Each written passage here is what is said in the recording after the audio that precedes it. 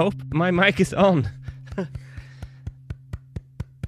Oh, I got an applause from Hannes. Applause!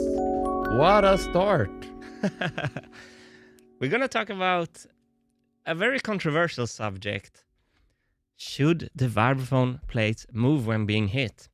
And that's not all we're going to talk about. Yesterday we had a fantastic live stream about design requirements and my struggle to make them useful in this part of the design process. I'm not skipping design requirements completely, but the TLDR from yesterday is that I didn't find, after 5 hours of trying, I didn't find a useful way to implement them in my process right where we are today. Instead, we started a to-do list. We had a great comment that said, perhaps a to-do list is the correct documentation for the project currently. And here is the resulting design requirement document we made. And in the end of the stream, I started just writing stuff without organizing the requirements. And I think today, Hannes, we are actually going to go and add some requirements while we're discussing the design of the vibraphone. So yeah, the movement is only going to be one. The major idea right now, I want to go to the master assembly. So what I realize now is that I have a great structure of what I'm doing in CAD. We are making some passes of the machine. So far, what we've done, the first pass, is that we made all the sub-assemblies exist. The instruments, the drivetrain, the frame, the marble loop, and the controls, the 5 major sub-assembly subsystems. So now we made them exist. So now we have to start from the beginning again on the second pass of the CAD, which is going to start on the vibraphone. And I think in the second pass, I want to make all the functions exist. I'm not going to CAD them production-ready CAD with parts we're going to manufacture, but I want to get all the functions down. And I think then when I get a function down, I think we will be able to write them into the design requirement, and perhaps that's my way into the requirement. So I think in this to-do list, we are here, instrument placement and functions. And I think actually it should be instrument functions first, second CAD pass, and then it's going to be instrument placement is almost after that. Because then when we see how many functions we want, we know then how much space we need. Kind of. Great. Does this also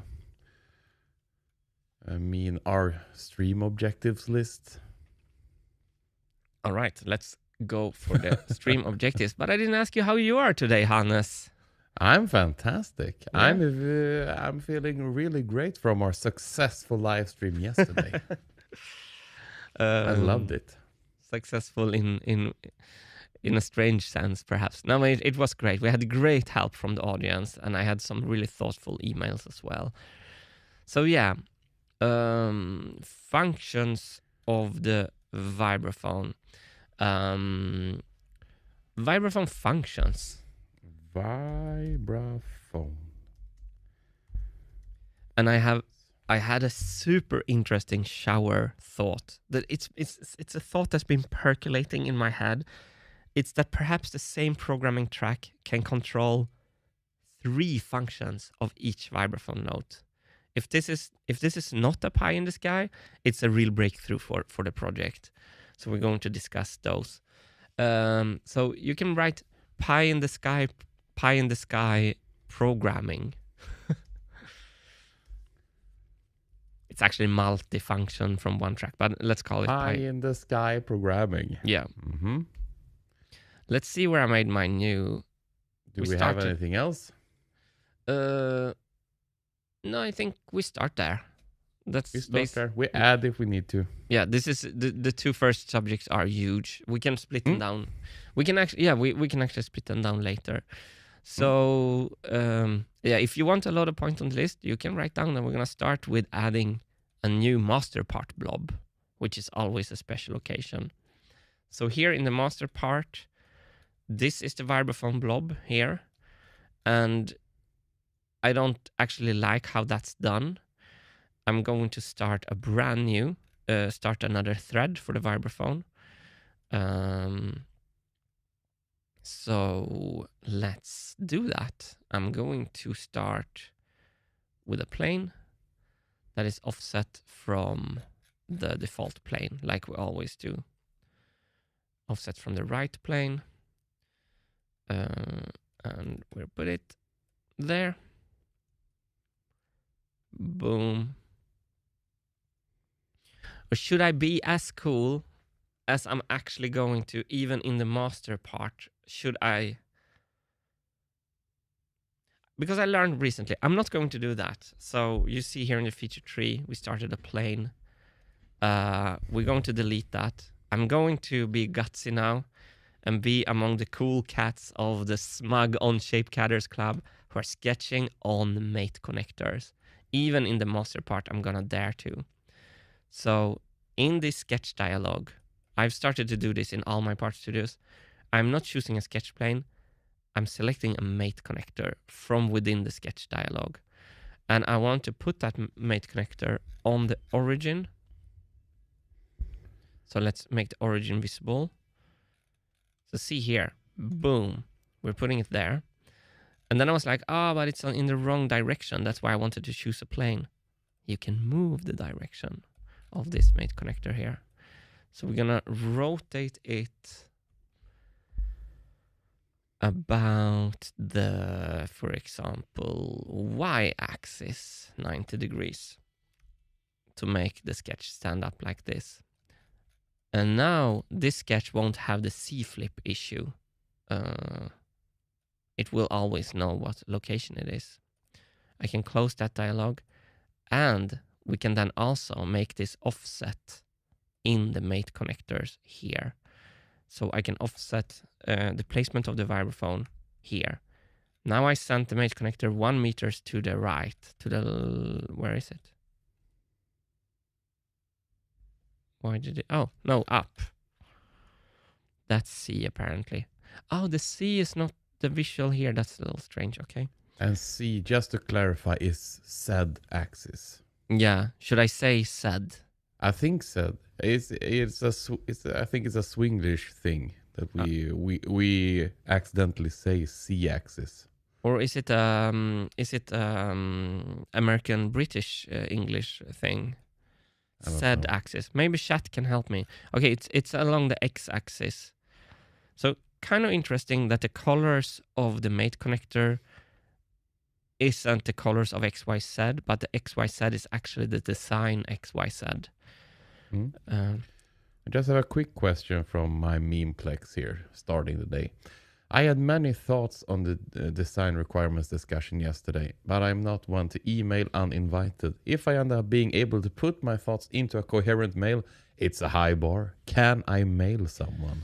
Yeah, I truly appreciate the thought of just not... I like everyone who reaches out as well. It's not always that I can parse the information coming to me in emails. So it's a good question.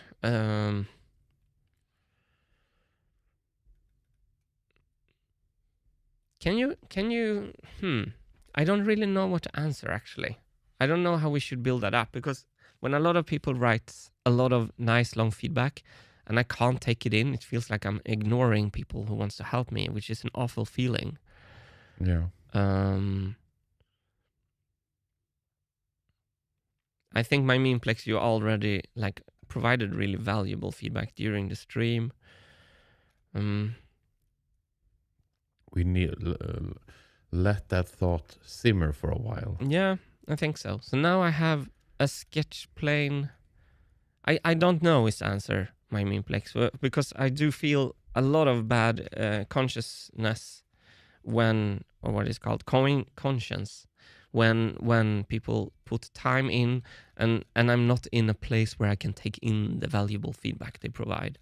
It's a little bit of a constant thing the last years. Yeah. And when you have like 20 emails to read, It's a lot. Takes a lot of time as well. Yeah. There's almost like we should actually do a feedback central. Can you write that on the to-do list? Feedback central. Perhaps Alfons could set something. Alfons. Alfons! Perhaps Alphonse could kind of set something up, and then he could I don't know. We're gonna go. Yeah, okay. Let's stay on track here with the vibraphone things. But what Memeplex asks is an important question for the project.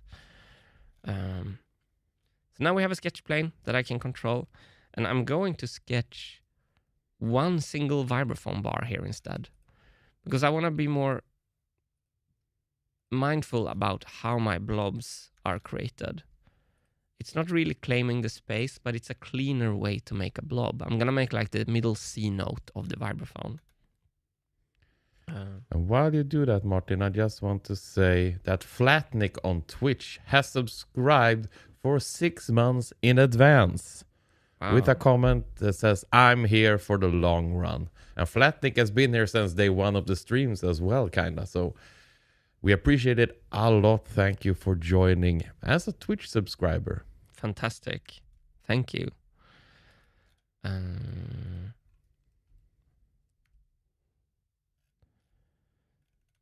So I'm just going to quickly take a measurement of a vibraphone plate that I can't get into camera view.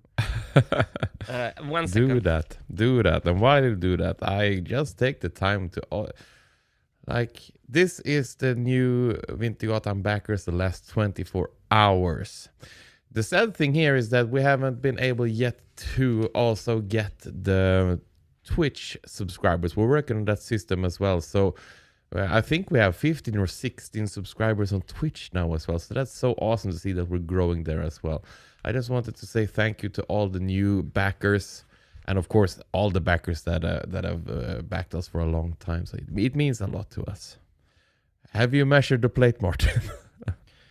I measured the plates. That one was 31 centimeters. And now I want to constrain this sketch, actually. That's how I'm going to move this around, I think. Or maybe I don't even need to. I can just leave this floating. I have a construction line to just put the angle on the plate. So I can just do this. And we are going to name this sketch Vibraphone 2. I think I'm gonna call it a 2. And then we're gonna extrude the blob. It's 40 millimeters. 40. Symmetric. I couldn't enter. Is that with spacebar? I'm trying to learn how to not use the mouse. If I scroll down to... spacebar. Haha. It's kind of cool to navigate these menus with only the tab key.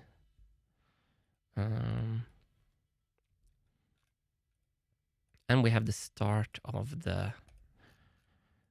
So this second pass of the machine, I want the CAD to be even more serious.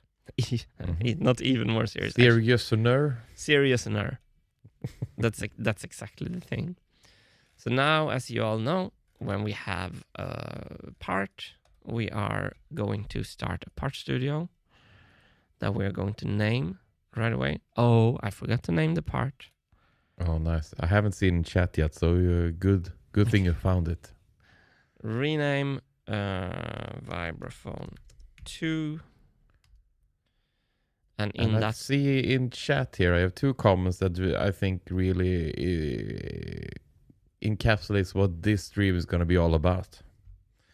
So we have from Alexander Nielsen first off. Good morning, Martin Hannes. I think the movement of the vibraphone plates are a darling that need to go for the machine to be simpler, play tighter, and be easier to build.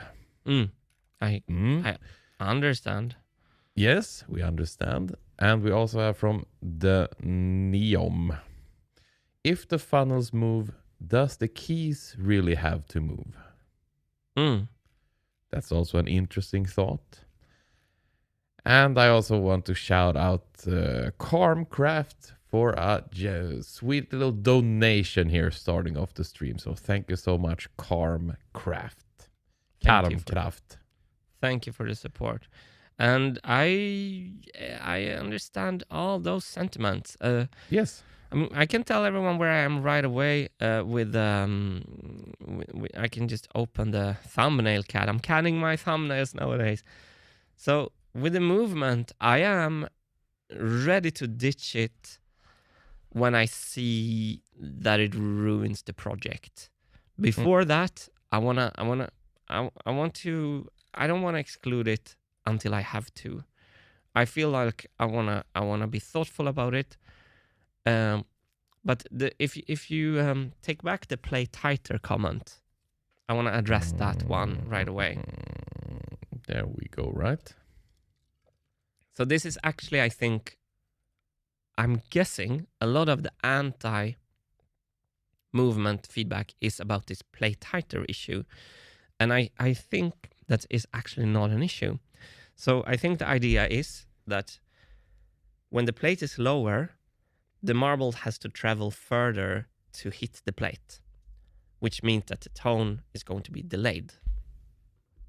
However, since the machine is very precise, we will always know exactly where the vibraphone plate will be. And there's actually going to be... the programming is with... the programming isn't stuck in 16th. It's completely granular. We can release the marble wherever we want to. So we can even calculate and compensate in the programming. That's nothing I need to do manually. That's in the CNC program when you cut the song. That second marble, say that the plate is 1 centimeter longer, that second marble's programming drop is 1 micromillimeter earlier, which means we can compensate for the lower plate very accurately in the programming. So I think we're into... First of all, I think the note that is going to be not so tight is always a second note after. So we can even have some kind of algorithm or some kind of equation that tells us with this tempo and write a program that is very simple logic to make drop the marble a few milliseconds earlier that will compensate for that timing difference. It's not adding to the complexity of the mechanical thing of the machine. It just requires a bit more thought when we program the program in CAD. So Okay. I know it sounds complicated, but I think the tightness isn't a make or break argument against the movement. So that's something I wanted to clear up right away in this stream. Perfect. And I got a comment here from Money Powertron that says, people say that moving plates ruins the vibrato effect. Is this true? So that's a better argument against the moving plates. And this is something... this is... let's actually go to... Let's go here. I have the dark reader, but the dark... Yeah, my eyes. Yeah, only problem is that the dark reader is screwing up on-shape sketching. So I have to turn it on. Oh, now it disappeared. Oh, it looks like it got out of it. Let's just see a sketch here with the dark reader on. Ah, it works now. Okay, good. Because it was not only in this tab. So we can do dark reader. Super good points, everyone. Let's start. I'm going to start writing some stuff that you're saying here. Above. Movement causes timing issues. Movement causes vibrato issues. I think this is a valid thought because the plate needs to be longer for the resonator. And what I'm going to do now is that the CAD is... movement causes resonator issues. Needs to be further away, less volume. All this is true, but I don't know if it's a true deal breaker. And that's what we're going to find out. And I'm going to, where's my vibraphone? Is it this one? I'm going to build up CAD to make a much more serious prototype.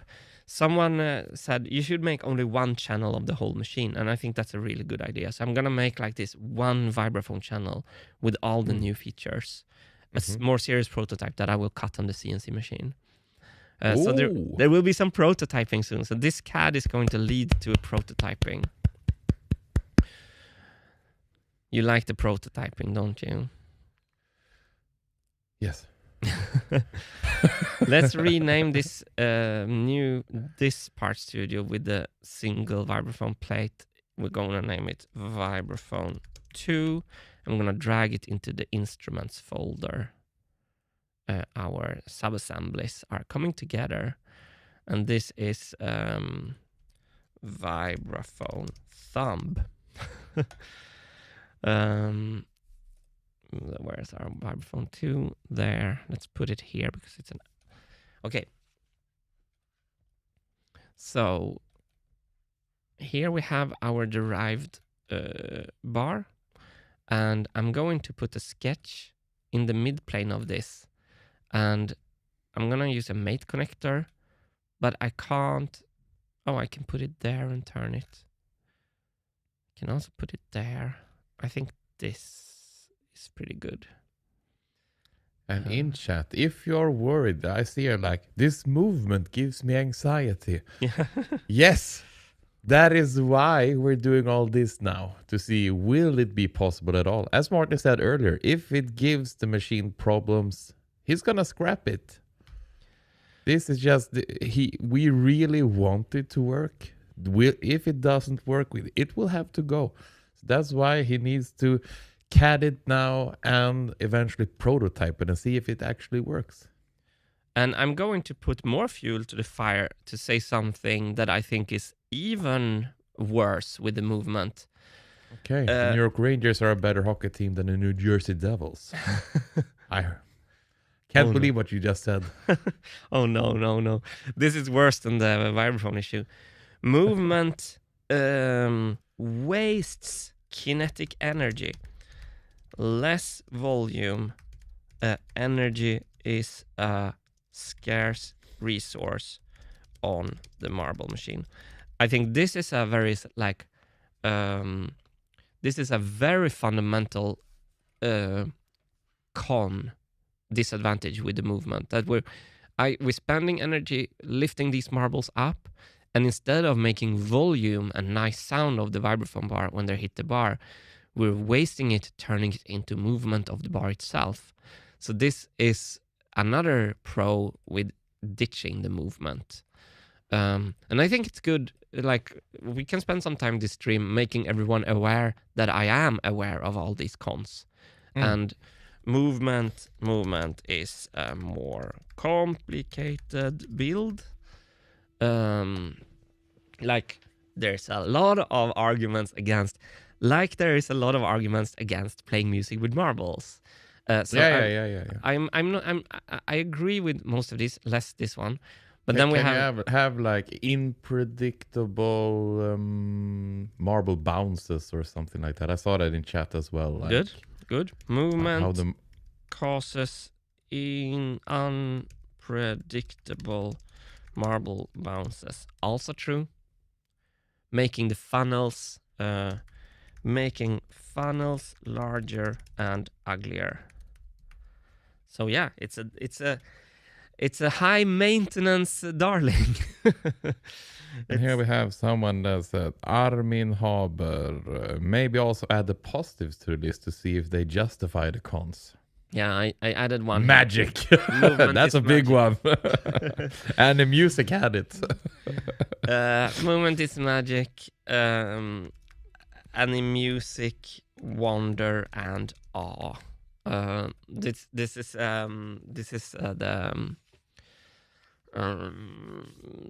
is one of the positive. Something with my hair today. I have to. Hello, teenage girl, Martin. I'm gonna go get my hat. Hang on, I need to fix the hat. Do it. I'm gonna leave it on here. Yeah. So hello chat. Today we are discussing the movement of the vibraphone plates. Should it be on the machine? Should it be killed? We don't know yet. I think we all could agree that if it works, it is extremely magical to have moving plates. So I think everyone is in agreement. If it works, it's fantastic. But is it worth it? That's what we're discussing today. Yeah. So welcome. Very good, Hannes. And I think like previously my prototypes have been kind of willy-nilly just what I feel like testing. But what I'm going to do now is that I'm going to do a CAD. We're going to have design requirements for the prototype. What do we want the prototype to test? And in all honesty, I used to be kind of, when I do a prototype, I'm like, it kind of works. I will make it work later. We can't do that now. If I can't get this to work in the prototype, it won't work on the machine. And I don't want to call this prototyping. I want to call this research rather, because it's before the design requirements. So I like this comment from Inimigor. It's not just a darling, it's a diva. Inimigor remembers that the Vibraphone is the diva. It's the singer of the Marvel machine. Yeah. That's fantastic. If you can get a alliteration that actually means something in a comment, then you're then that's 10 points. All right. But I'm going to try to not be like, I can't disregard all these cons. I'm going to keep. Then we have something like Mike says. Moving plates also help giving a sense of life to the sound as it comes and goes. Exactly. That is a good positive of it all. So, but you please keep see if you see all the issues, Hannes. You can keep informing me about those. So I'm gonna start this sketch off by using the geometry of the blob part plate like that, and I think we can turn those into construction lines.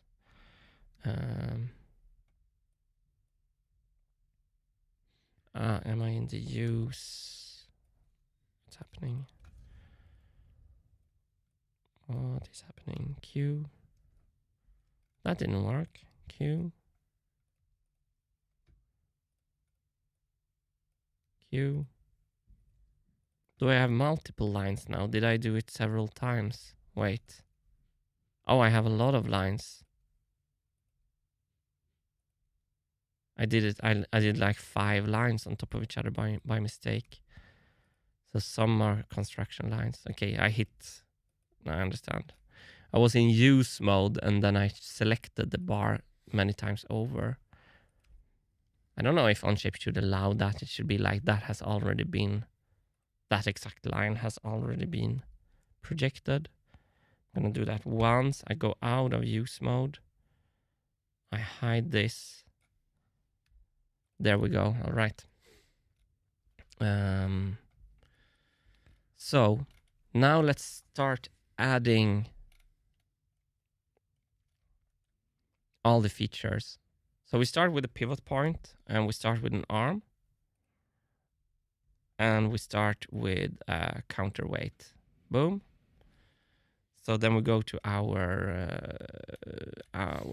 here feature pivoting movement. So I'm not saying we're going to have it. I'm just listing the features I want now. Next, and this is what I want to talk about with the programming. If the one programming track can control everything. Here, I don't know if it should be in the front or in the back. It's the damper. Feature, damper. And we're going to go deep into discussing and CADing all of these. Then we have something that I've also been fretting a lot about, and this is this dynamic control, which I also want to control from one single programming track, the silicon wedge, which I think is super ugly. I don't like it. I've been thinking of actually making like silicone covered marbles, to make silicone marbles with steel core, but I don't think I always remember why they would get stuck in the marble divider and stuff.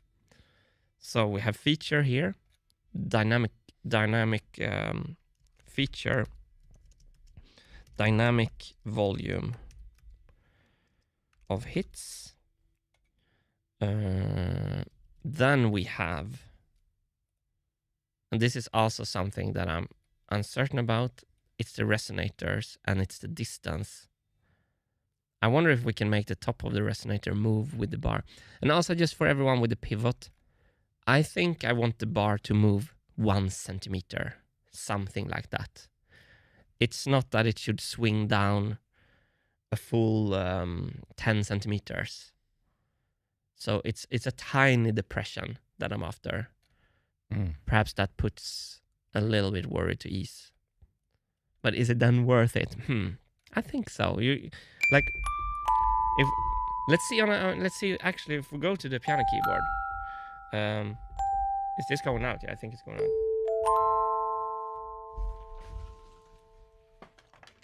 Let's measure how much they're moving.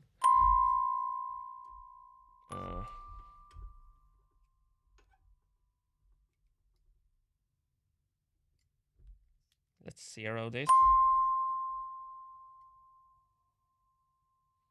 14 millimeters. 14 millimeters. Of course, and that is quite a lot. I don't think they would need to move that much to be visually interesting. I mean, with the repetition, you see it because it moves next to something that doesn't move. It's just if it's just by itself. So with the repetition, oh sorry. Uh-oh. Uh-oh. Uh-oh.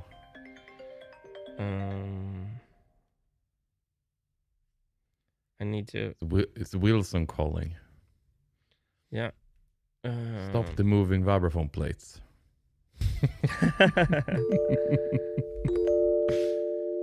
You clearly see like a very tiny... All right. Resonator. Functionality. Feature. Resonators with vibrating flaps for vibrato. And then on my real vibraphone, the resonators are placed right here at the top, which means, and even on the real vibraphone, there is like a... Wait, I'm gonna go get this. I'm sorry I don't have a nice... Oh, we can actually do the wide camera. Hang on. Keep the audience entertained, Hannes. I'm gonna go measure the distance on my real vibraphone between the top of the vibrating plate to the underside of the vibraphone plate. Absolutely. And I can see in chat like the majority of you are for the idea of killing the whole idea with moving vibraphone plates. And I think I'm in agreement with you. And I think Martin will be as well if it doesn't work. But he needs to... This is like one of the biggest parts of why he wants to make the machine at all, to make it magical. So he will try to see if he can make it. If it doesn't work, he will scrap it. He has promised us that. So I see you in chat. You're all screaming, don't do it, Martin, don't do it. He won't if it doesn't work. But if he can make it work, it is extremely magical. So let's have some faith in him that either he can make it work or that he has grown enough that he will say no to the whole idea if it doesn't work.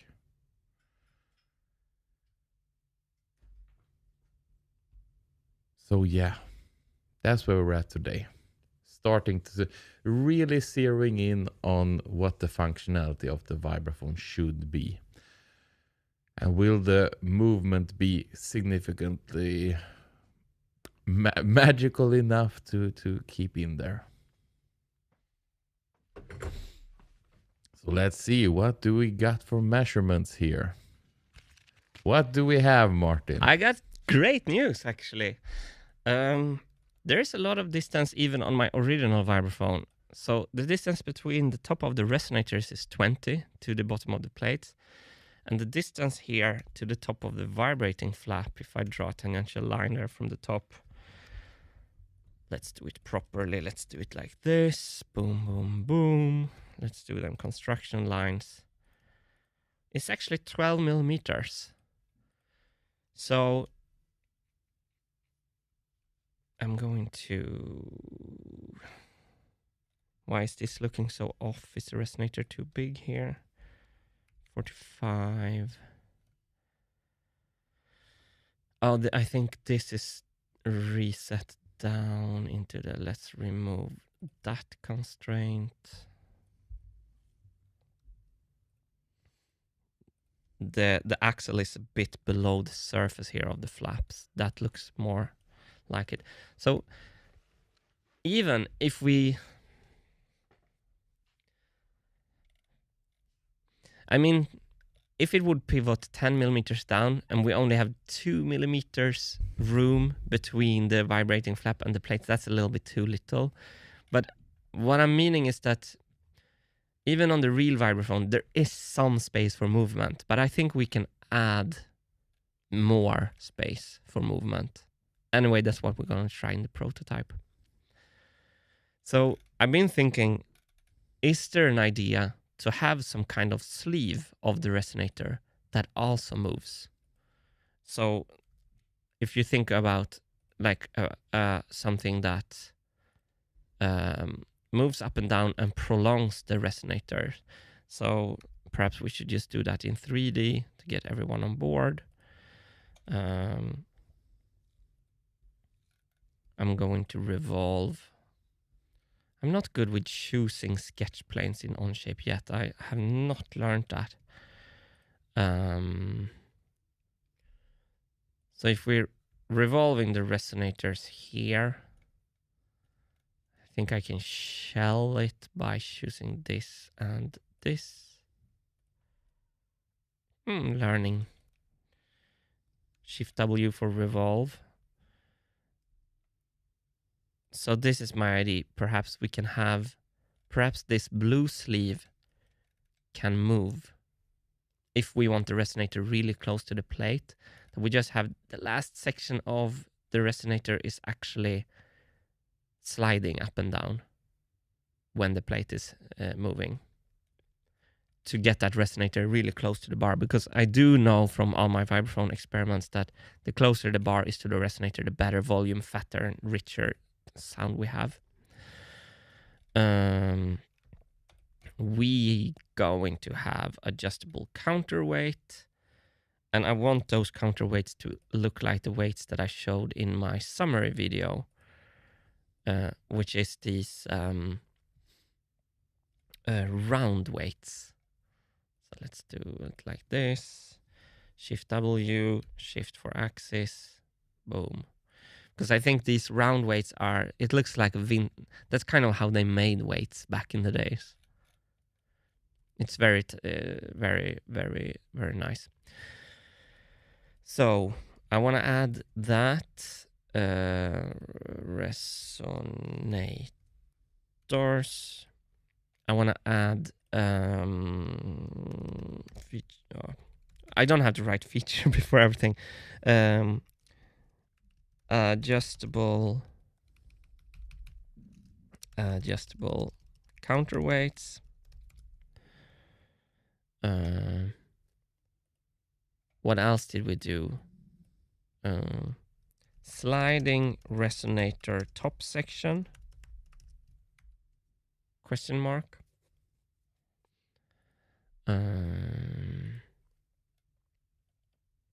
Let me see on my physical prototype. Okay, and then we need for the movement, I'm just going to extrude an ugly pivot arm here. Like really ugly. We first make it exist. We'll make it good later. Boom. We need positive stops that controls the maximum depression.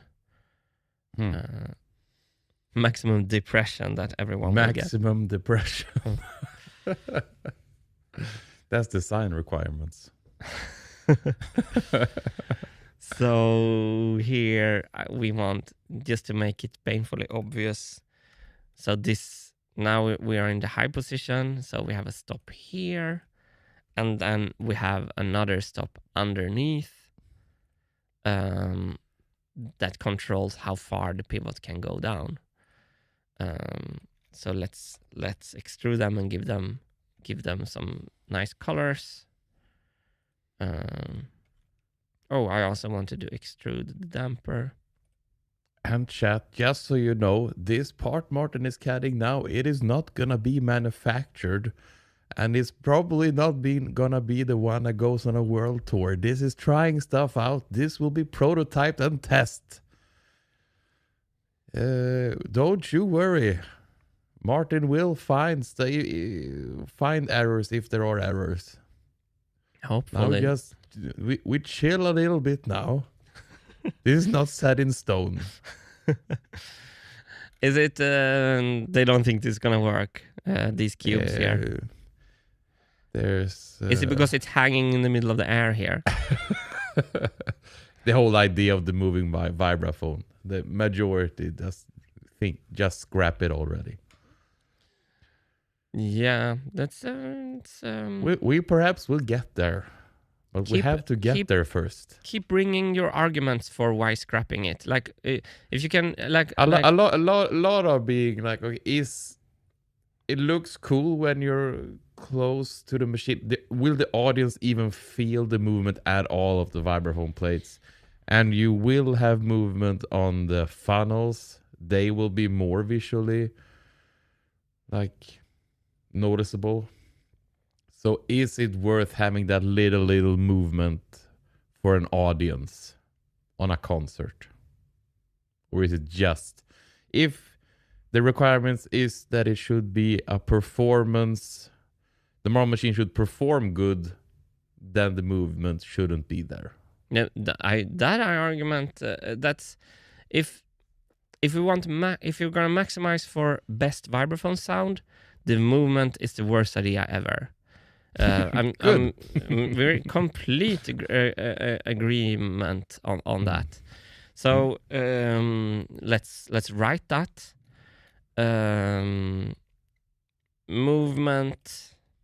Movement is making vibraphone sound worse. So I'm in completely agreement of that. Did we talk about this already? This is from Flatnick here. Just a question from a different point of view. Will the keys moving affect how fast a note can be played multiple times in a row, hence limiting how music can be played? In my mind, it's not going to affect that.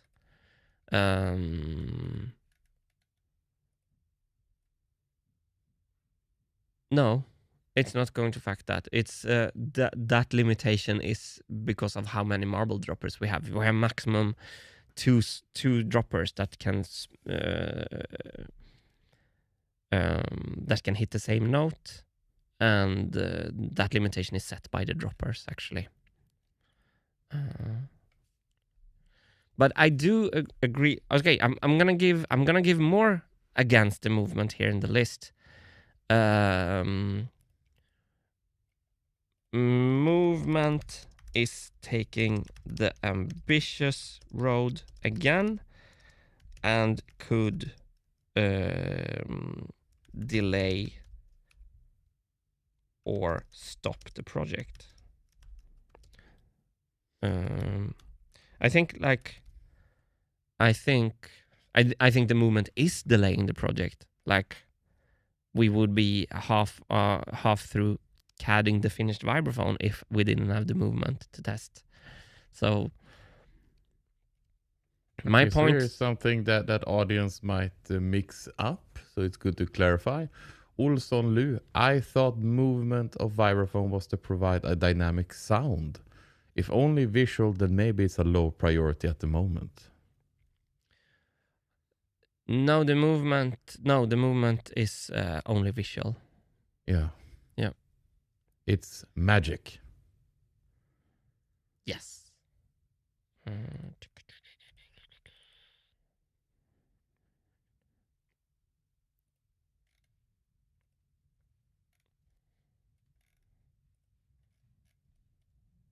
Beautiful CAD here. Beautiful CAD. Let's see if that turned into an ad now. The revolve perhaps turned into an ad. No, good. Let's look at the plate. Let's also extrude this thing. And the same here, all this green stuff. Yeah, but keep it coming. I think it's a great discussion, and I'm not saying anyone is wrong, but I do think the magic aspect is like I tried to do this on all my marble machines. I wanted it on the first one as well. I added like rubber bands to make them move long. This isn't like, and of course the first two machines failed. So perhaps it's not like it's not a new feature. It's something that I tried to make happen forever. Also, you could argue if this thing, the way I built it on the prototype, I kind of want to rip it off the. You can also argue, actually, I'm going to give you more fuel to the anti-argument that this damper is meant to pivot because it's not, so this will be moving. So this damper can be the movement that looks like something hitting the bars and the bars doesn't have to move. It's kind of the best argument so far against, actually. So movement can be provided by the dynamic arm rather than the plate, because they are going. I see. Yeah, continue with yours. Go ahead. No, because they are also going to be. Let me just do the a linear pattern here, because these centered 60, 10 direction.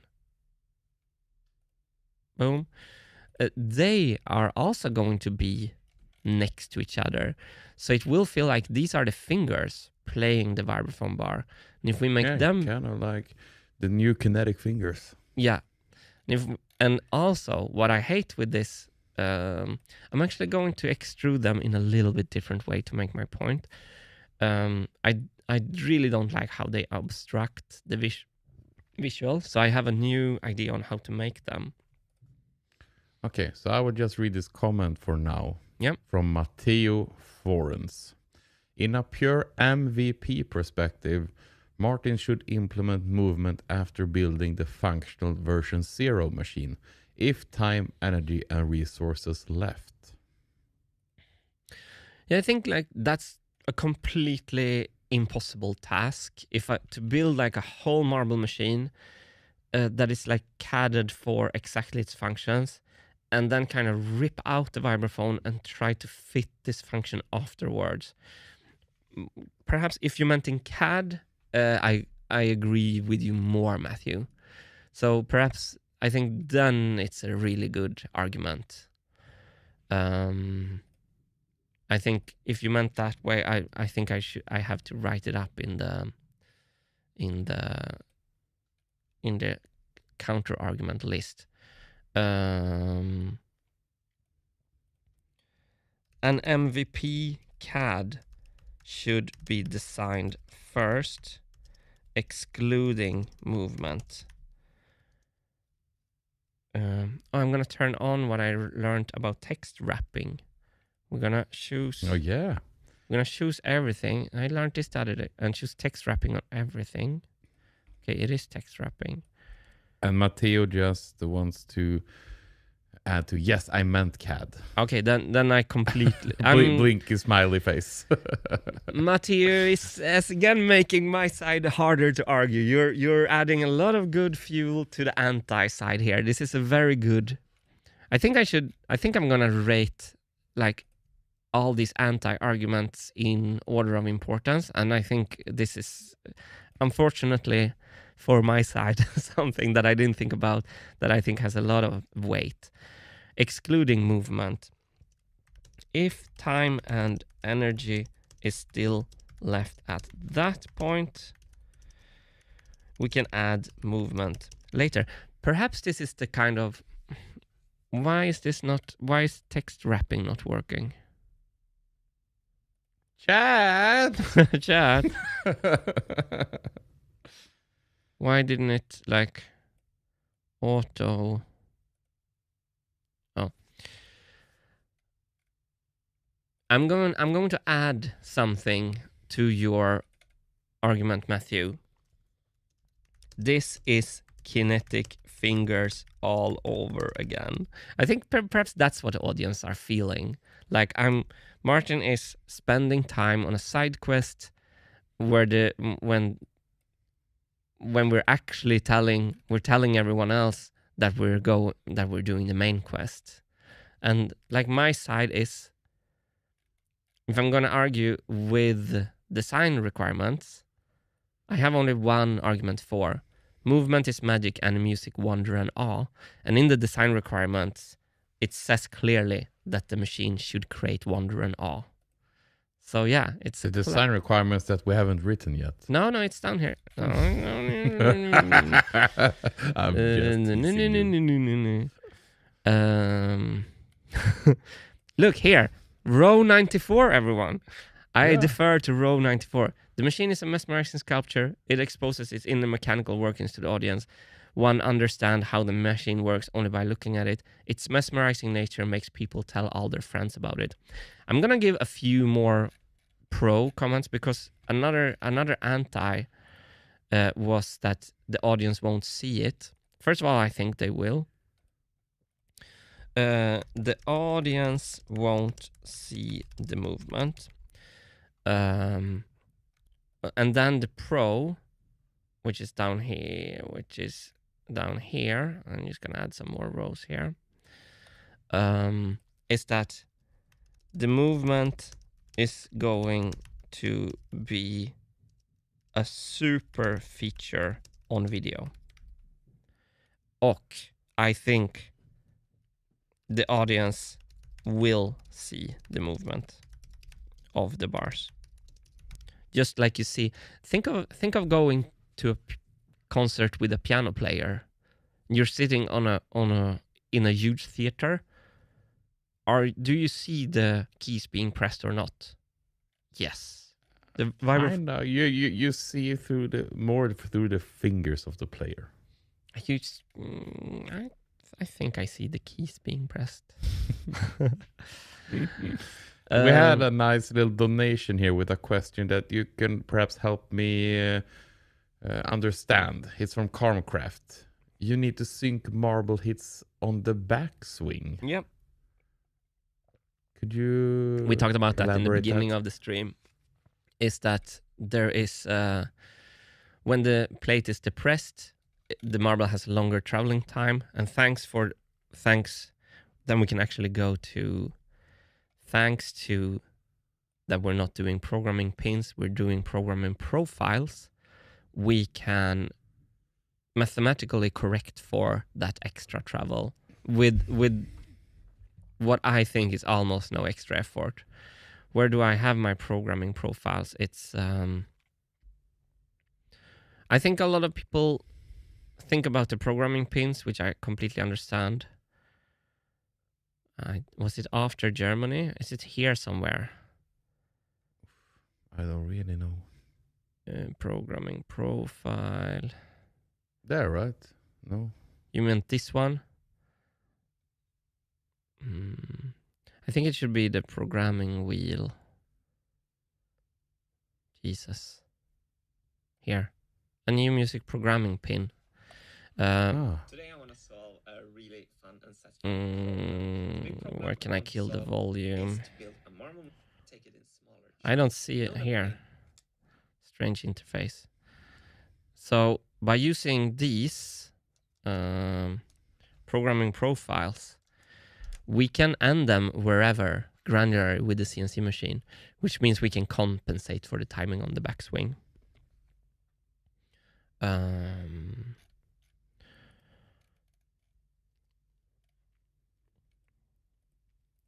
But yeah, I think Matthew wins the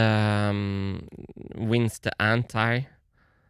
I'm gonna pull this anti up to the top, and the timing down.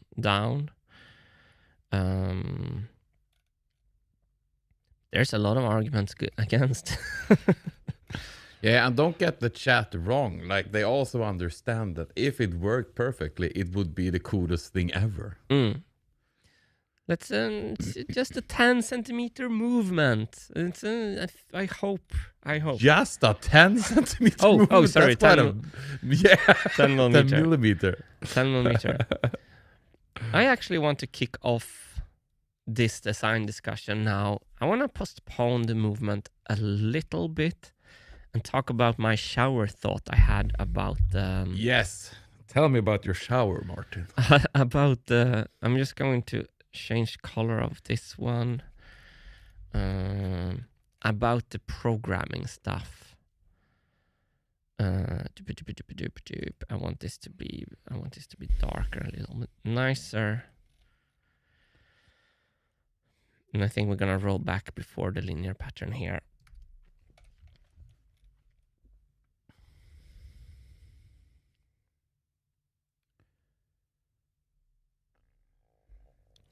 So I should color code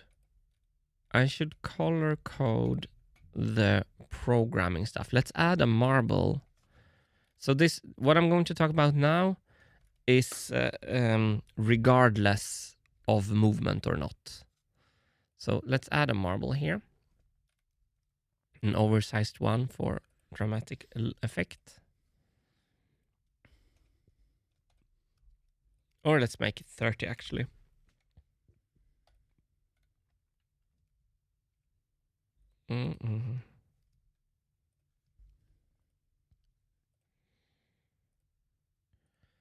So now I'm going to color code everything in what needs to be moving in programming. So I think I want to do red for those. This is red. This is red. I don't want that red. This is red. So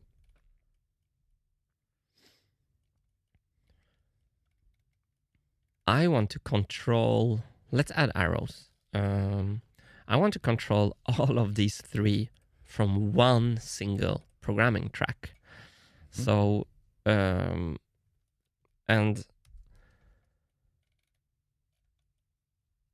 so as I said, it's this is regardless of moving or not. So this one is moving back and forth like this. That's annoying. I just want to add this comment here from my memeplex as well, as a reminder for all of us. Remember that live CADing with chat was also supposed to keep you on track to the world tour. So chat's job, as you told it, is to have you make a machine as soon as possible. So that's what they're doing, reminding us. That's true. That's true. I shouldn't be defensive about it. You're absolutely but it's one of your deepest, your most loved darling. I get defensive because I think you're right. Yeah.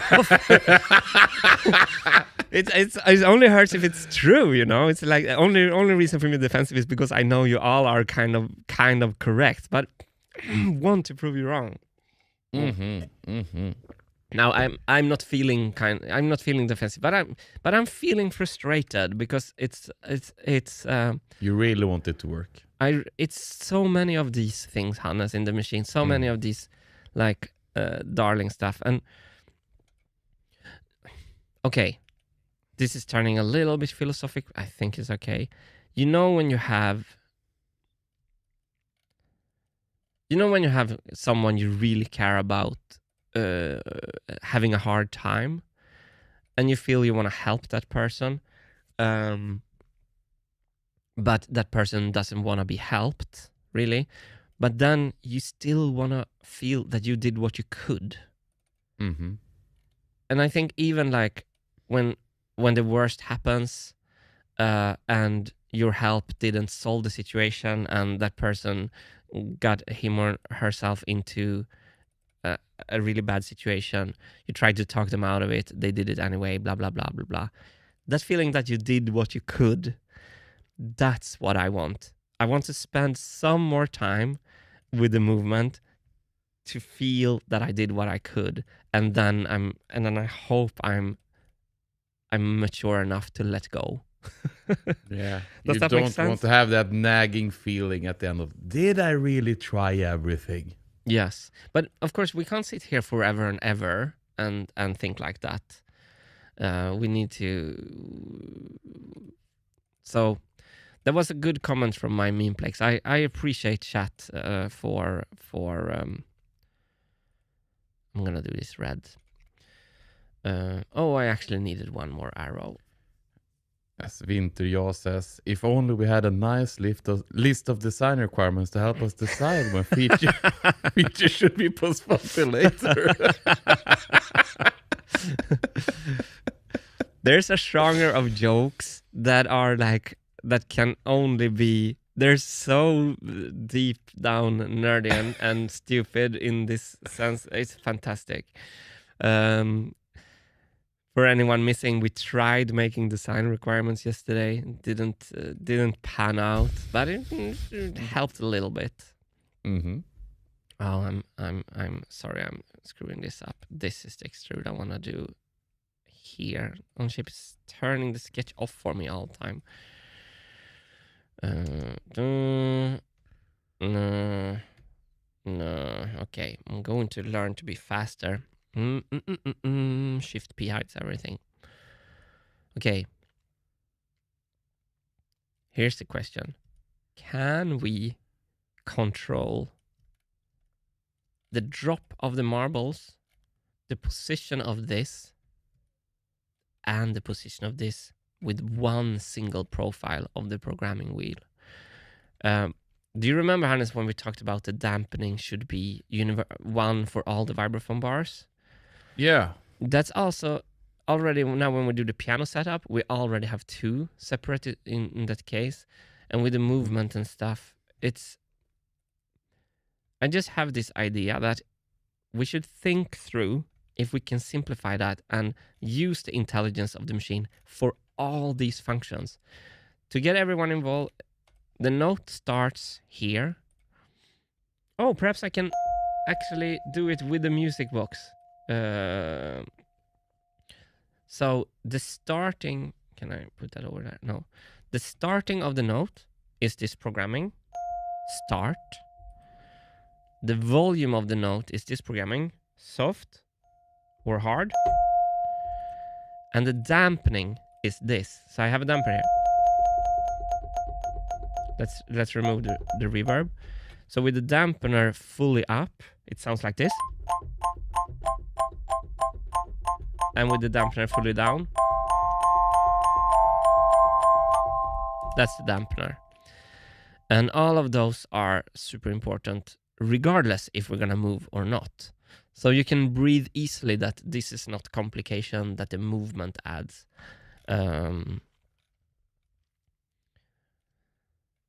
So I want to just actually try to sketch how a single programming profile could control all of these.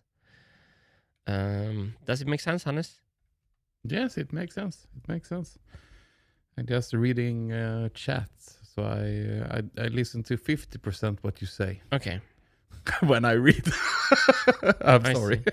No, it's fine.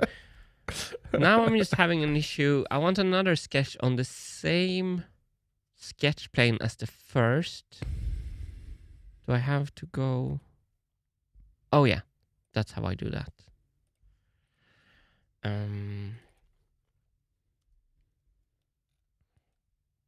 So here's the programming wheel. Boom. Here's the programming wheel. And we have a programming profile. A huge one.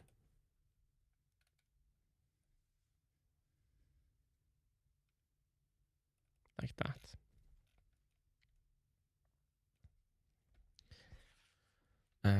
So bear with me now. I have to kind of figure this out. Here is on the pro side of things for the moving vibraphones. From Daemonic CZ. If you're going to make a close-up shot of all vibraphone, the marble would be in frame for less than quarter of a second. The keys moving would be much more visible, and you will do videos, obviously. This is such a good Demonic. This is such a good in normal camera. You don't see the marble. It's coming in and disappearing. So let's go. Marbles visual aid aren't visible in close-up shots due to frame rate. It's just a blur. Aren't super visible, I should say. Super visible. You will feel the marble so much more with the movement, yes. And Matteo with a donation here as well. With a pro tip. You can have save X centimeter space for movement feature in your MVP requirements. This way you will not be stuck later.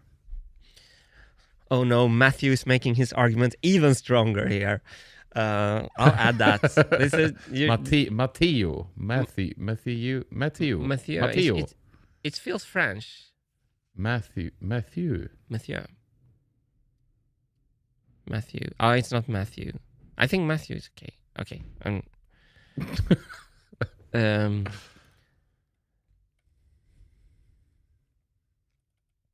I'm gonna add to your point here, Matthew.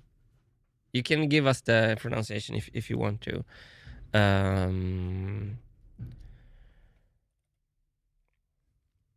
Space could be left in the MVP CAD for the chance of adding movement later. I mean, this is. It's French for Matthew. Okay, so Matthew is like the international Mathieu. There we go. Mathieu. Yeah.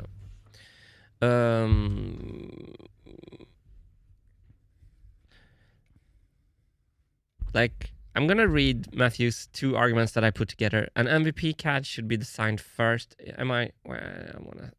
An MVP CAD should be designed first, excluding movement. If time and energy is still left at that point, we can add movement later. This is kinetic fingers all over again. I think that was my word. Space could be left in the MVP CAD for the chance of adding movement later. Movement might... I'm adding my own word. Movement is great.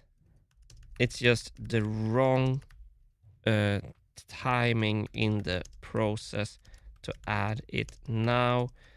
We have more fundamental issues to solve. He's starting to win me over, Hannes.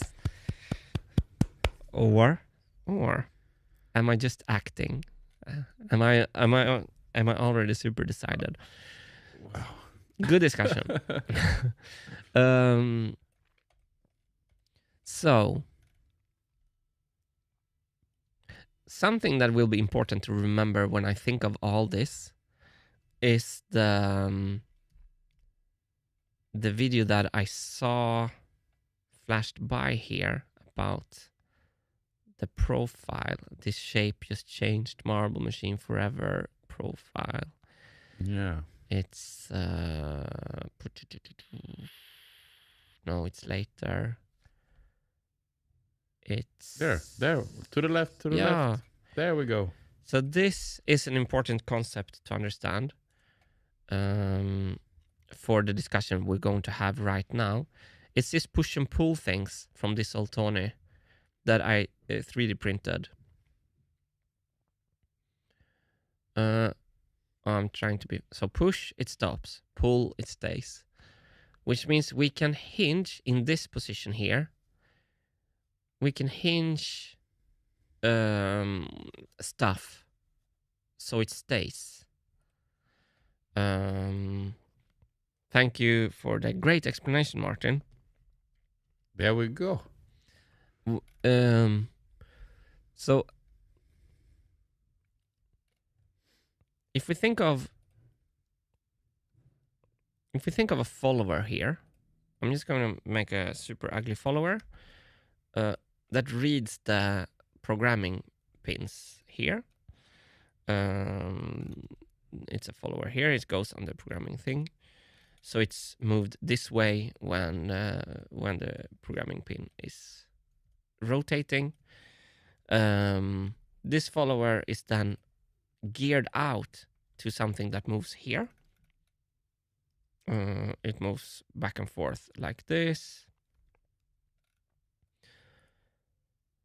And on the machine, I usually have small movement here and very small movement here. But this back and forth can pull a Bowden cable. That's how we're going to connect this regardless.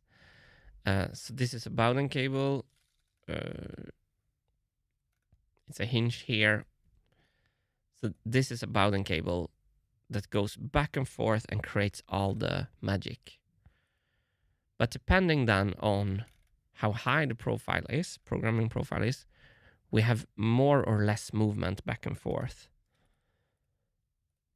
Boom, boom, boom. And if I draw some construction lines here, you can think of these as different heights of the programming thing. Are you with me here, Hannes? Mm-hmm.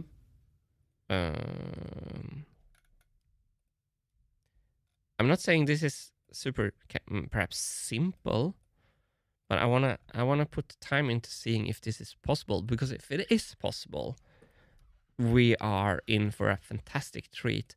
Or at least I can perhaps solve one of so the drop is here when the thing is falling. We already know that. So when the follower goes over this ledge, the drop is controlled. Let's put a little bit of a text here. I'm gonna put a number 1 there. Boom. Oh, that's nice. I'm not going to do that then. Should I write this in text? I'll write it in here. I got a nice little Excel Google Sheet tip for you. Double click on the line between the numbers for row 12 and 13. It will auto size the cell. Ooh, that's fantastic. Between 12. So when I don't see it here. Oh, I love this audience. Thank you, my Meanplex. That was fantastic. Fantastic. We're all learning. How should I visualize? Perhaps I can color code.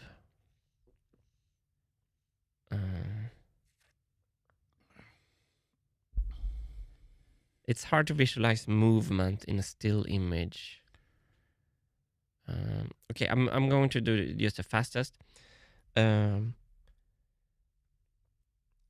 end of the profile drops the marble.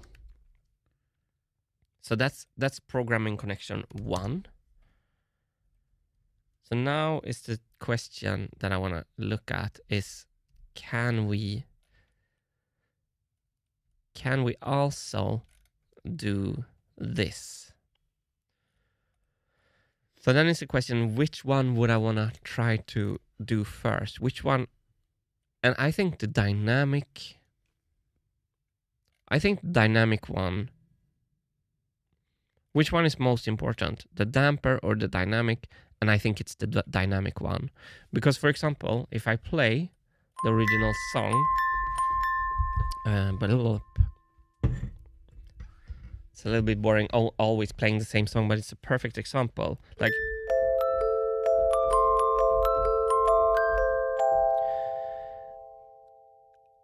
in there is a lot of dynamic. When you play dun, dun, dun, dun, dun, dun, the last note is harder. You maybe not hear it, but it's there. If I play everything like the same, you can kind of feel it's like it's losing its. I played a little bit different as well. So I think the dynamic, and now the dampening is not changing at all. Dampening.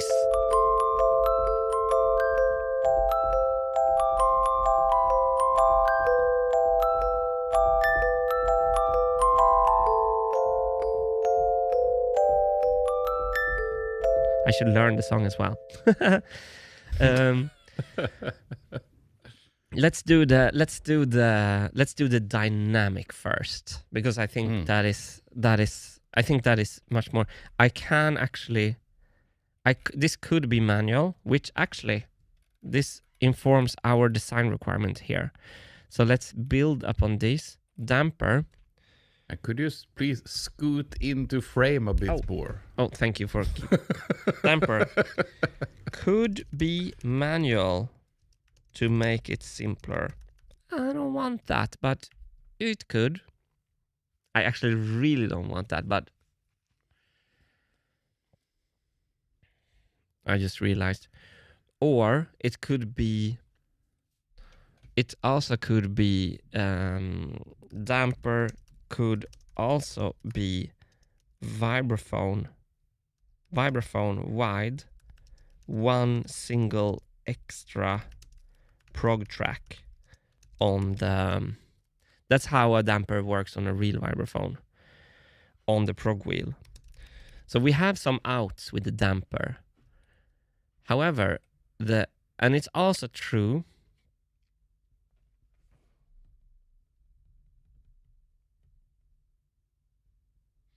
so for the dynamic, this was also, before my shower thoughts about this, was also thought to be one programming track. But then all 37 of these should move at the same time, which is also wasting a lot of kinetic energy, actually.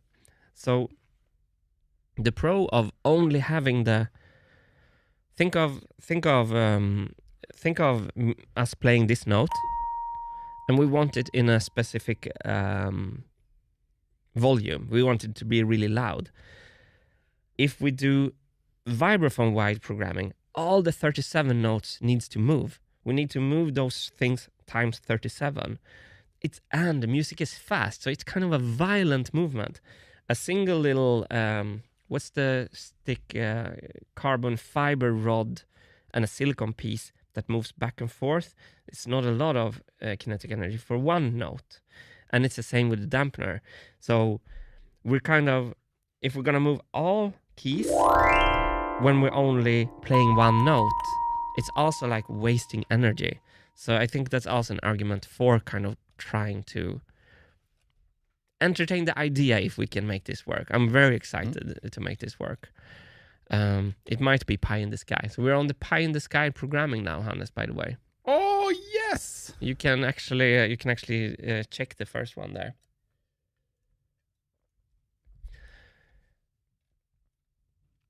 So then we have deduced that we should wait with the dampening and see if we can somehow control this back and forth. Now I have a shower idea of that. Because when this falls over the ledge here, the second position of the arm will be down here somewhere.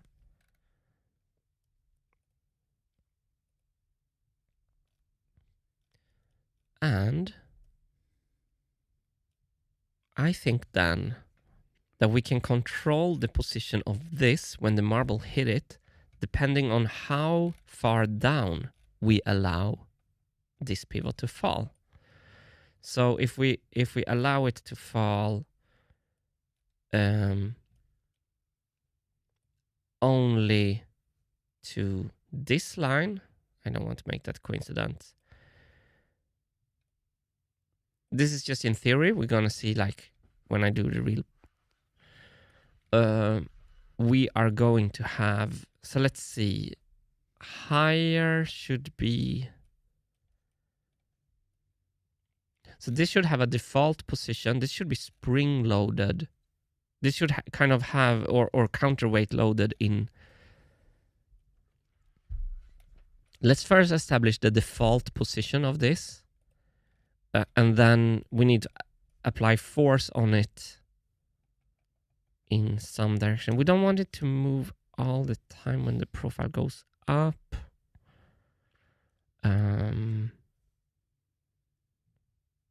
Okay, let's add a spring. Wait. It's what do we most often want? Do we most often want the hardest?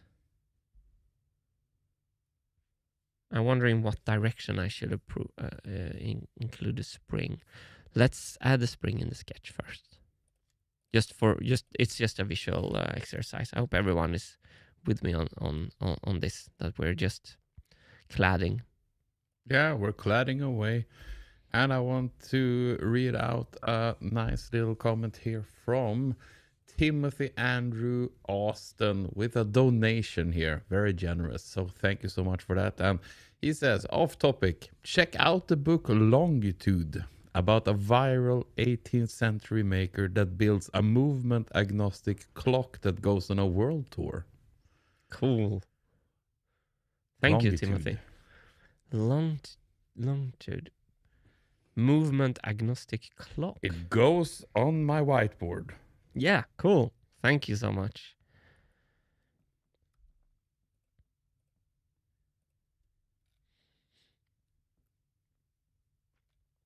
So right now the spring is trying to pull the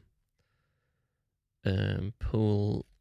Actually, I would like this to be pivoted and stuff. I'm just trying to make the point here, trying to think about how this could work. You know what? We should add the pivot to make, because this is going to be really tough to. Let's redo that. So this also has a pivot here.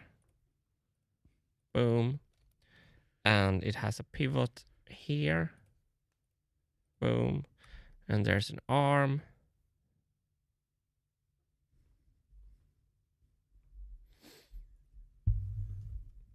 So when this is rotated, I don't know why I wanted the spring actually.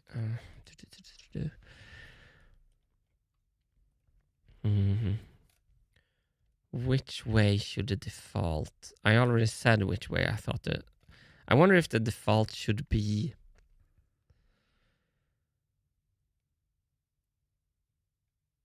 Marble will fall, and then immediately during the marble is in the air, the thing will find right before it will like this red wedge will move with the movement of this.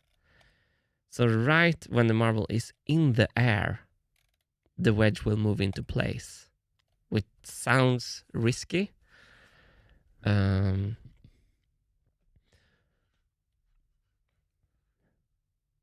But we wouldn't want to move the wedge for each note. Perhaps we have to. Is that what I'm figuring out here? Is it going to move them for each note?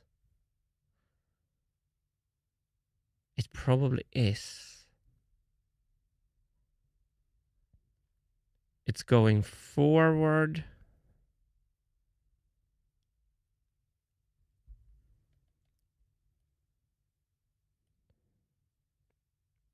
I wonder if I should do this with pen and paper, Hannes.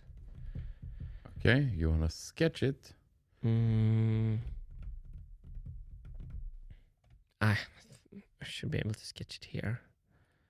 Or you go get a pen and paper. It's but fine. the sketch cam has become a measuring vibraphone cam, so I don't. We need more cameras in there.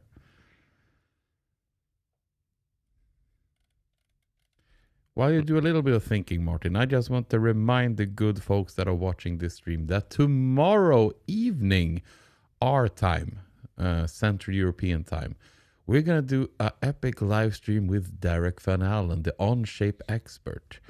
Derek and Martin will discuss on-shape and problems that may occur in the Marble Machine project. Martin will learn a bunch of cool stuff. Derek will convey his mastery of the on-shape software to Martin. So join along on that live stream. I think there's a link to it in the description of this video, so you can head over there and click the notify bell or how you do it so you don't miss it out. So we're gonna be live tomorrow evening for a couple of hours discussing epic CAD stuff. Hope to see you there. There's even more complications because of we can latch this in place in the default setting, and only when we make a profile higher than something, we can then activate. Okay, this is not easy for me to just juggle in my head. You remember, Hannes, we talked about switching notes with the height of profiles. And because I think I've abandoned that idea, I think we're going to have only manual note switching for the double notes. It's okay if no one understands what I'm saying. The thumbnail is... Where's the note switching? Because of this, we can latch and we can just activate the function. We can latch it to one side.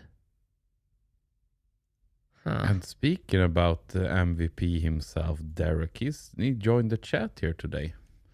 And Derek says you could put all the silicone wedges on the church organ controls so the kinetic energy that's wasted is yours instead of the machines. Then they can be grouped together to not move per note. I could. It's just a huge... I would be very, very busy because the dynamic is changing with every note. So as a main setting, I could do that. Nice to see you here, Derek. But I would be very, very busy.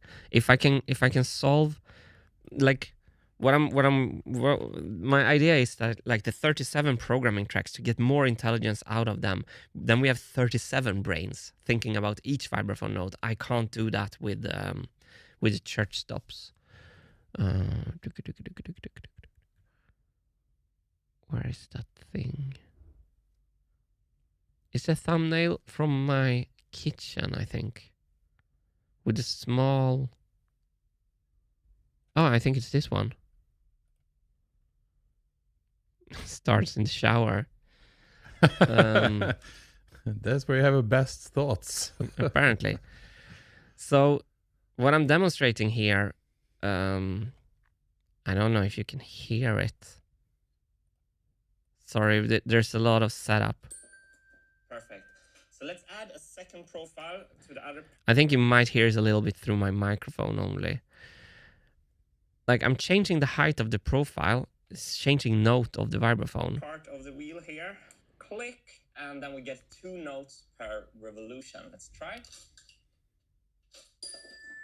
I'm playing theater there, acting surprised for the note changed. I think there is something here. I'm not solving it now. So I think how far, what I mean, okay, I should do this. So the programming profile continues, but it's then going to this level. So we're only letting and this height here decides the position back and forth of this.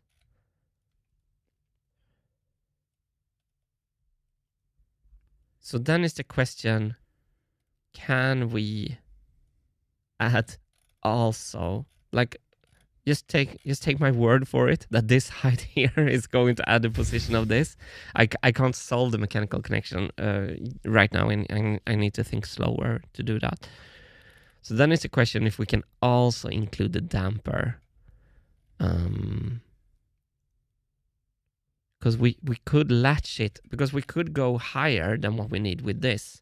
We could go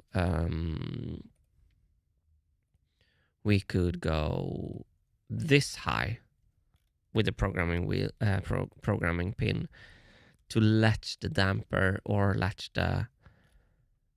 We can do a lot with the heights of the profiles, is what I'm meaning, like a cam disk, to latch the position of this. Huh.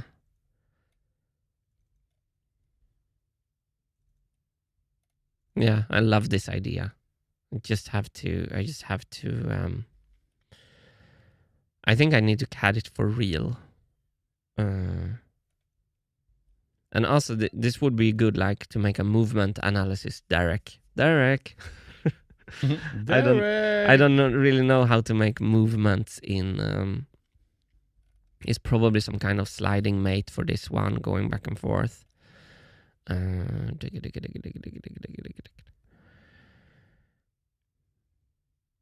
I solve also the damper from one? It will be so epic. But the damper is not really on and off. The damper is also like this.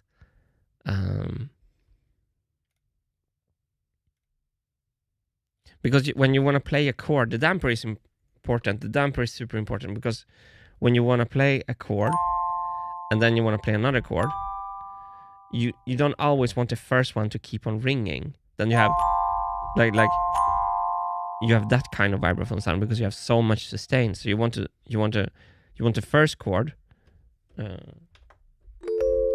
You want this to fall silent when you take the new one. That's why the dampener. So in this case, 3 dampers would go silence on the previous chord.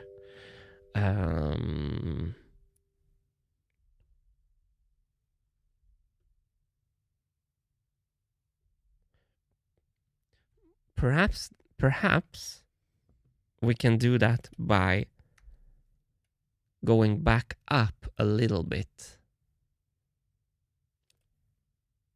Yeah, also this is cool because, left to right here is time. So when the marble is dropped, nothing really happens with going up a bit again. So this could be activating the dampener, perhaps. So the dampener is always on, released. When this is high, the dampener always goes up. That's an issue for... Oh, but those... no, I think that kind of works. Is it easy to follow, Hannes? Yeah. Oh, that might be an issue, but oh no, yeah. I got it. Okay. Eureka. So this is actually a great example of where I should probably get into movement. I think I need to learn to CAD movement. That's going to be fantastic skill for me to set up a movement. Derek! I'll write it down on the whiteboard. To set up a movement, to set up this more of a movement, I think we're doing that in an assembly. But probably I should do a thorough pen and paper session before that. That's some food for thought anyway. I couldn't solve it now, but I think it might be... It sounds like complicated. Does chat think I'm also doing more features here that will kill the world tour? Or is chat like seeing my vision? I think they're having a hard time following, but I saw this from Technification that also says it like this. I have watched Marble Machine X, A Lesson in Dumb Design. There you have repeatedly stated to delete and to not overcomplicate. Do we again steer towards MMX problems? Don't optimize what should not exist. No, yeah, that's a very good. That's a very good point. The problem with this is that I know how rubbish the previous Marble Machine sounds. No, I don't want to tour with that. I don't want to tour with a vibraphone that sounds super bad. I don't want to record an album with a vibraphone that I want to cheat, because without these stuff, I don't think I would be able to make a record. So here's a design requirement for answering that question. Vibraphone needs to sound. This is a magical design requirement. It's a magical. It's not a logical. Vibraphone needs to sound so good that Martin can use the actual sound on the record and not cheat by replacing the sound with a human played vibraphone. And check this trick from Memeplex. Double click the line. And to answer your question about the chat is if they're understanding, Harry McCary says, Harry McClary.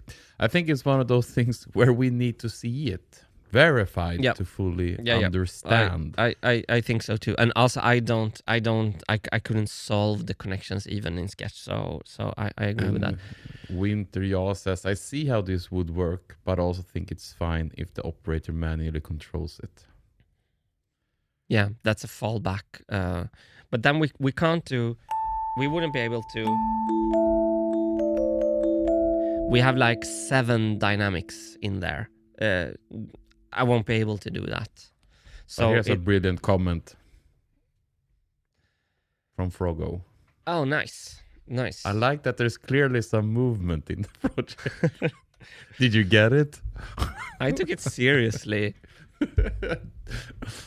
I took it literally. No, it's nice.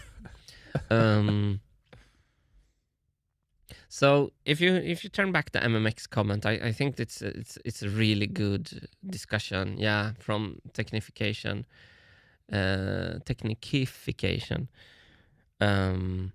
That like what I'm trying to do is to play vibraphone with marbles in a way that I want to use on a recorded album, because also sorry, if it sounds good on the album, it will sound great live. Hannes have heard, like, do we have some?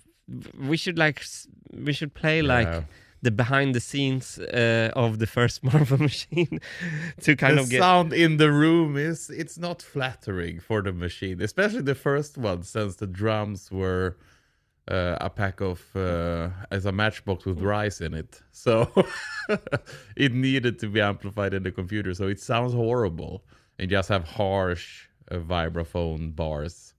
Yeah, it in the room it sounds horrible. You need to have it hooked through all the microphones and lay a magical shimmer from a computer over it to make it sound okay.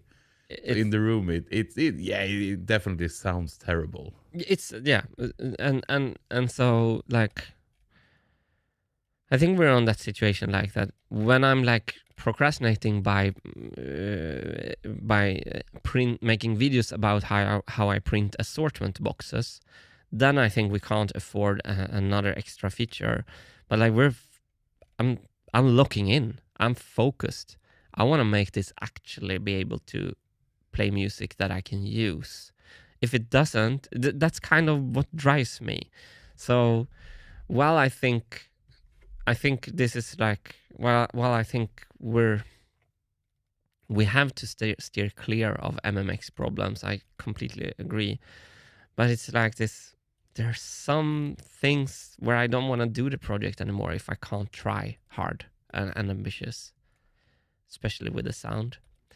So let's think, this CAD is going to lead to a really serious Vibraphone prototype. So I wonder how I can pivot a little bit away from thinking out loud to moving towards that prototype. So let's write some design requirements for this prototype. We are here then. I'm just going to add a lot of rows here. Vibraphone prototype DR. What questions do we want answered? What questions do we want answered?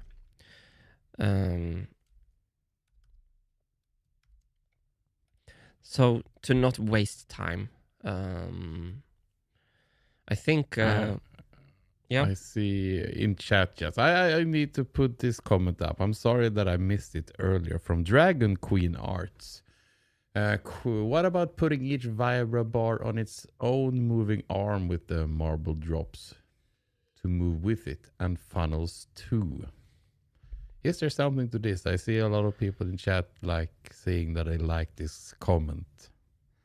On its own moving arm.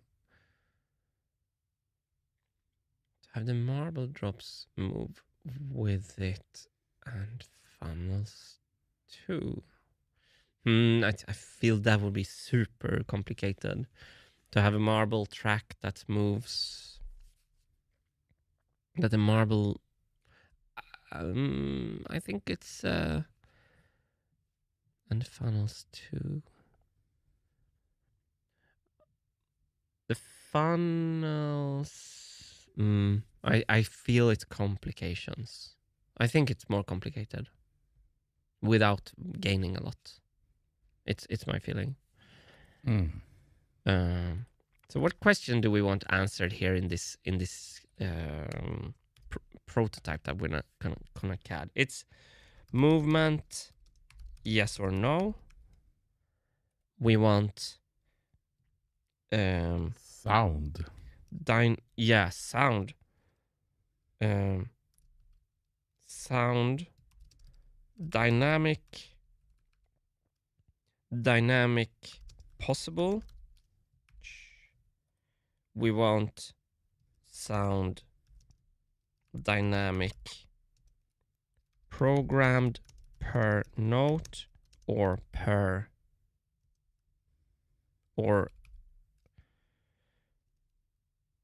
vibraphone wide. So then we have dynamic programmed by machine or operated by human. And then it's the exactly same thing with dampener. Dampener. Oh, I should just replace the word.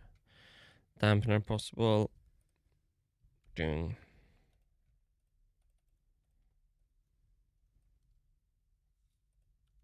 Because if I get this to work, my idea, we are simplifying some stuff and we're saving kinetic energy because we're not moving stuff around that doesn't need to be moved. We're only moving the things where the programming. So you have 37 notes of the vibraphone.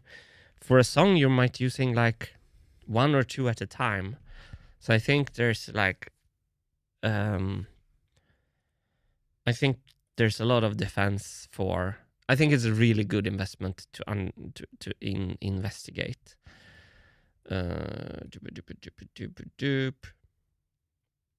I think also note switching manual. It's that the note switching is that in, for example, this melody, we're hitting the D note right after each other. One marble gate cannot do that. That melody, it's impossible. And then I want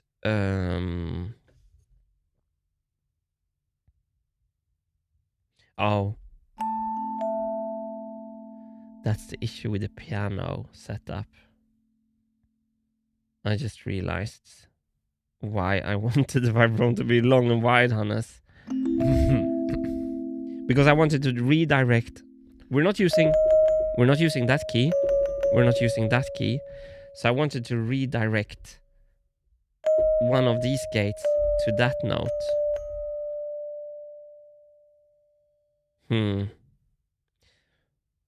But my idea was to use the note next to it, this one, and redirect it to that one.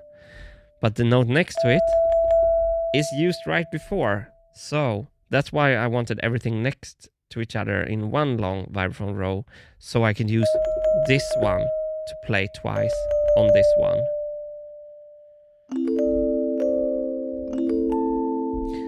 This is a more fundamental question to solve. Note switching. Is that good? That is good. Fundamentals. I like to hear that. Note switching for repeating notes. I think we should prioritize that. Oh, I just remembered why the vibraphone was so wide. The wide vibraphone. Now we see the power of a design requirement. Actually, yeah. Actually, yes. The wide vibraphone, and in my video I programmed that switch, but I want to actually do it as manual song setup, which is simpler. So before the song, I choose which notes should be redirected to which other notes, and we can't change it during the song. It's a limitation that I have to accept to get to the world tour. Let me go. My WT says, did the original machine do that? In the original machine, you could change out the plates, right? Yeah. And how did you do the notes on that one? That was the idea. You could change the plates, and it's not. But then you can't still repeat.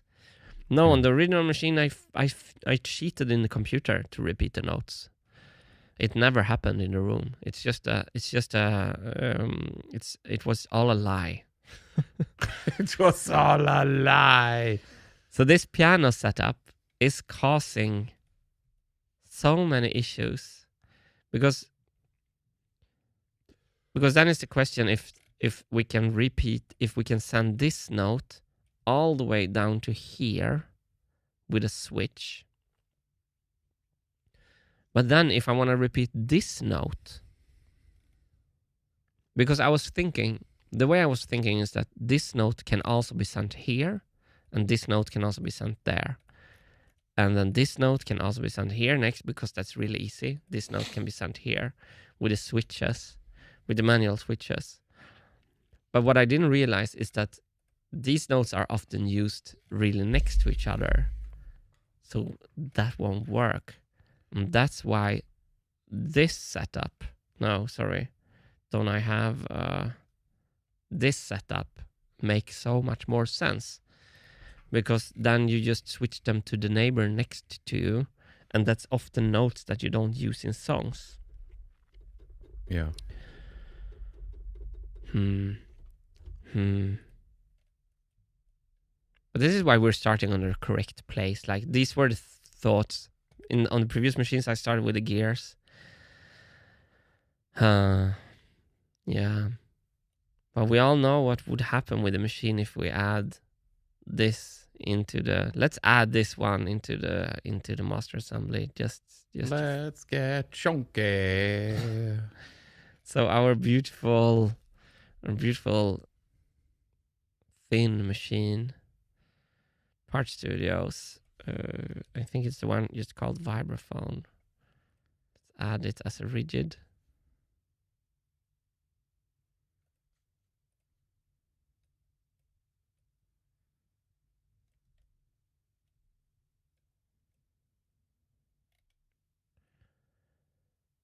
the difficult for chat perhaps to grasp is that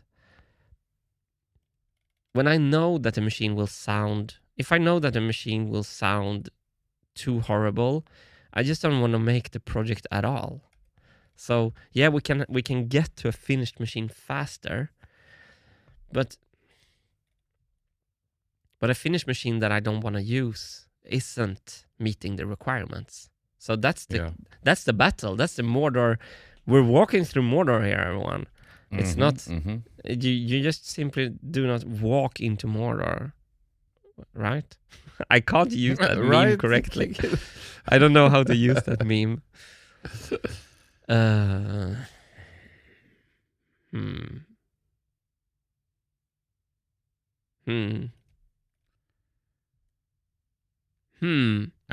we're completely through the idea of having interchangeable plates on a smaller vibraphone, like you did on the MMX.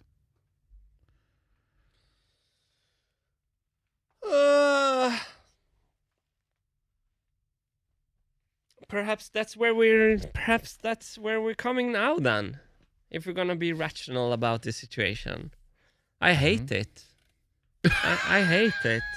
Good starting point. You want to have the absolute freedom of being able to use all the notes, not limiting. I think disrespectful. It's disrespectful between songs to go into the diva and rip its heart out and replace it with.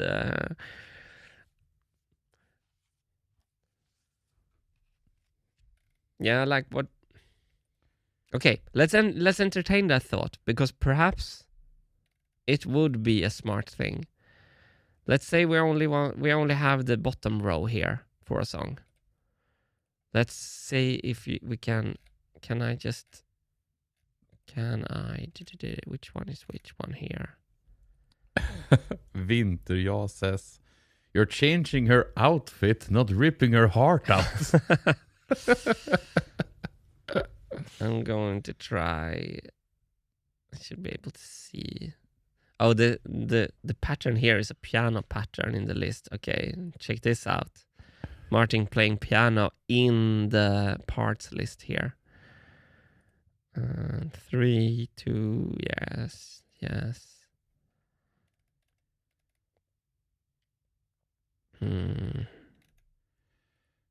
Flatnig is wondering, isn't the piano layout a marble gate issue? I mean, a problem that can be solved with position of gates.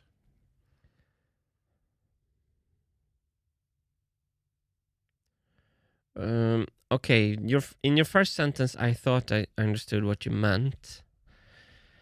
Not really, because then we need a lot of... I don't want 2 gates per note. I don't want 2 tracks per note.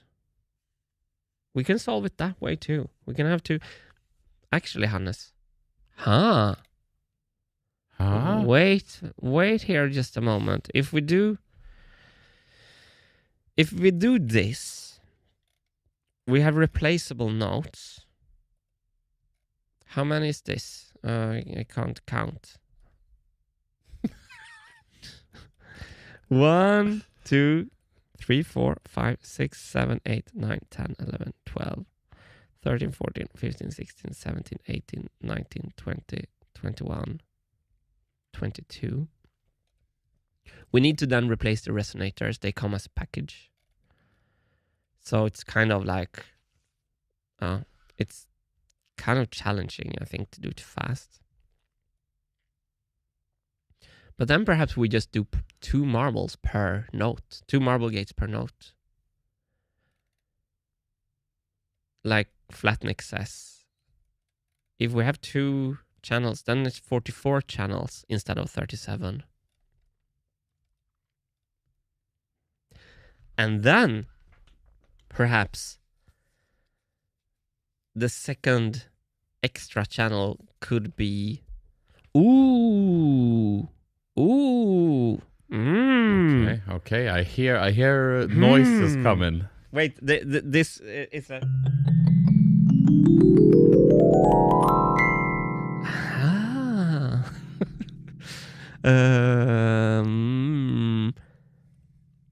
if we do it that way, sorry for everyone if it's hard to follow, it's me thinking out loud here. If we have 2 programming tracks, 2 marble drops for the vibraphone, 44 channels instead of 37 since we removed bars, we can do the extra program, this, on the first channel, and then we can do the extra program, this, on the second channel. Are you with me? So both channels can drop marble, but channel A for this is also taking care of the dampener and the dynamic, and channel B is taking care of this. Ooh. I hate ripping. Actually, what I want to do... what if... what if... like, repeating a feature... Perhaps, Hannes, we're getting back to... like, because repeating a feature... a lot of times isn't really complicated. It's not really complicated to have 50 channels or 80 channels. It's bigger. That's awesome. It's not more complicated.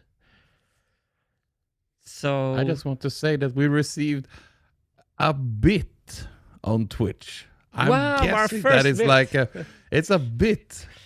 I don't really know how it works, but I'm really thankful for it. It's from CAD Stove DST.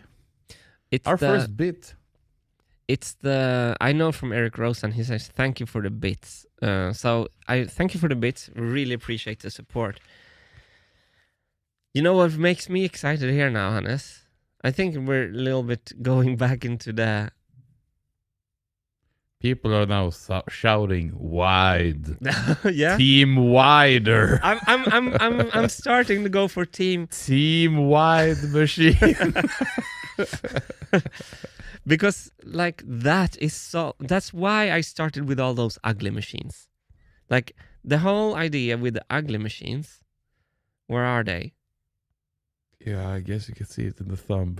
Here they start. 10 meter wide.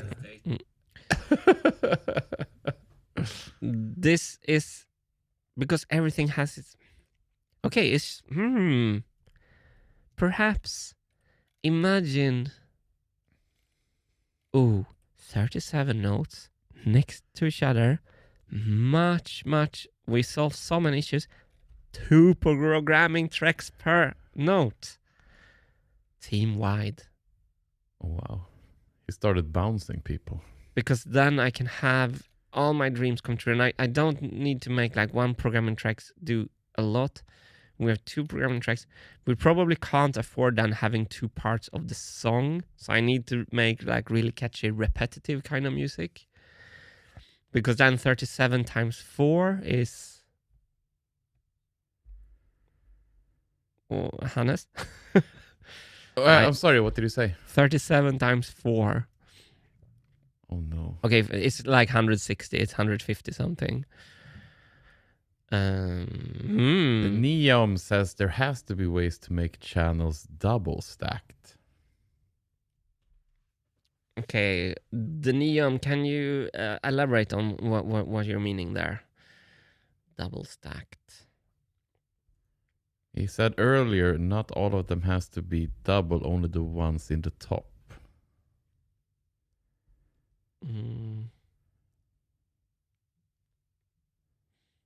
Oh, you mean in the higher register or the higher... I think all of them needs to be double, actually. 148. Oh, almost Michael.net. 150. Thank you, Michael. Thank you. Appreciate the help there. 168, the stag says here. So what? Oh no! I'm on team 148. Okay. Okay, so yeah, it's the power of the design requirement. All of a sudden I saw You're starting to love design requirements. I saw that my plan for repeating the notes wasn't working with the piano setup. And then we're like, and if we go wide, then we can have the shaker machine. Oh, it all comes back to shaker and carousel.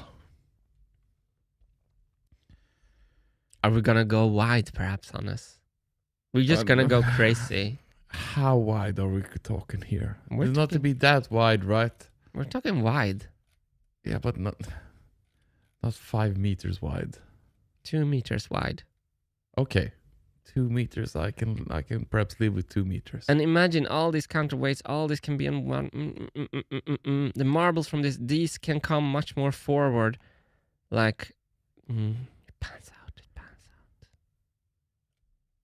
I think it pans out. Oh, why are they? Oh, because they are selected. Boom. BCT0073. This is why your design requirements should be driving the design. You can minimize the width after you satisfy the requirements. Yeah. We're starting to learn why design requirements are good. Yeah, this is what I was hoping for, like yesterday, to start going back and forth between text and CAD a bit more. So I'm just going to. There are some design requirements here. So okay. Vibraphone requirements. It's yeah. What was the name of that commentary? It's completely true now. VCT 0073. This is like, okay, statement. A vibraphone note needs to be repeated. This is what I said about the piano, like the AI requirement about making a piano. Repeated within, needs to be able to be repeated within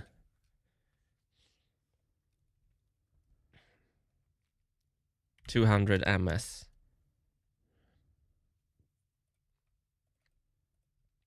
All vibraphone notes shall. They shall. They shall. Shall is some kind of requirement language. Mm-hmm.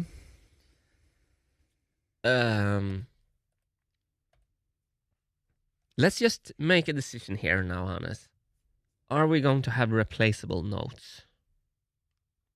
Why? If you're gonna have wide. I hate that idea. Team wide. All notes are present on the machine at all times. No replaceable. That's a bad design requirement. Just bear with me. One sheet per section, please. Then a master sheet. Yeah, Matthew, I think you're absolutely right. We're going to do that. I'm just brainstorming now. I can't organize the document at the same time. We're going to do spring cleaning of the design requirements. Yes! Is it Matthew, can you elaborate on your idea? Do you mean a tab for each subassembly, like instruments, drivetrain, like 5 tabs and then a master for the? Can you elaborate on your feedback on the sheets, because that was something that we're missing yesterday. How many notes are we going to have on the vibraphone? 37 notes. We're gonna have full range vibraphone. They're going to be team wide.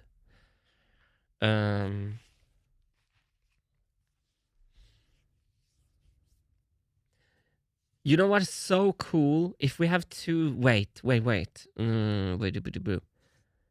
know what's so cool, Hannes? This is might be hard for. If we do have double channels, I can make 2 parts of the... I can make 2 melodies then. Ooh. Think of it this way. There shall be 2 marble drops for each note. Now I'm going to how. This is not really kosher in design requirement, but I'm getting really inspired here. Group A, 37 marble drops. Group B, but then my dampener idea dies. 37 marble drops. Huh. I want to add here from Matthew. Yes, a tab for each subassembly. Easier to open and look at them when CADing. Yeah. I agree with you, Matthew. It's going to be that eventually. I just can't. I can't handle that in my brain right now. Because look here, if we have done A and B here, we can then make section A of the song is verse. This is not the same word. It's just section B is chorus.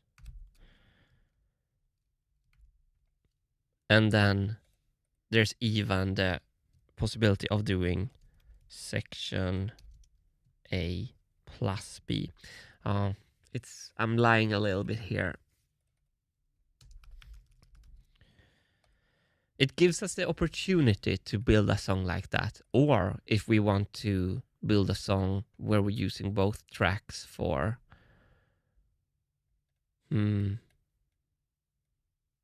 But what's cool, if we're doing this with a full-size vibraphone, we can change keys. You know, we can do... And then...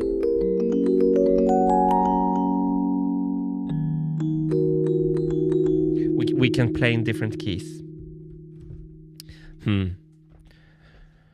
I got excited, but then I realized that we need group B to repeat the notes of the section A of the song. But yeah, I think Team Wide is going to have a field day.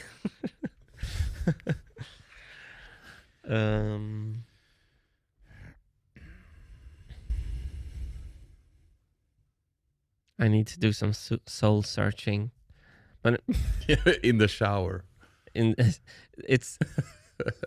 There is a reason why I went for this wide vibraphone.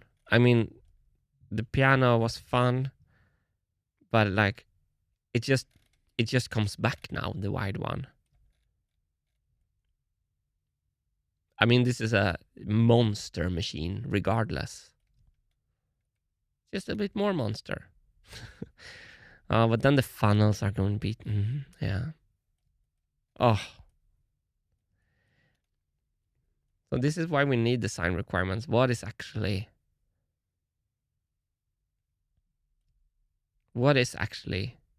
really necessary on the machine? Do we need to be able to play in all keys?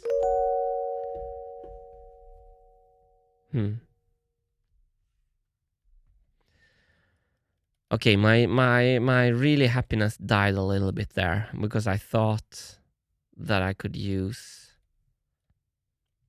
different channels for the dampening and stuff.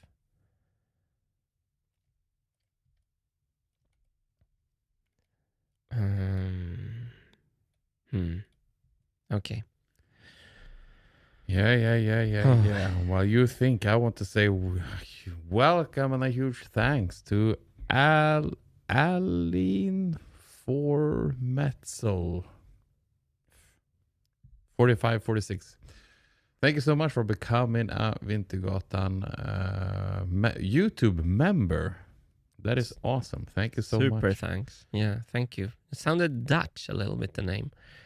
Yeah, I'm sorry for pronunciation. We super appreciate the support.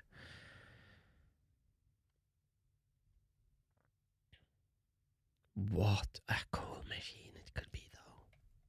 Boom, boom, boom, boom, boom, boom, boom.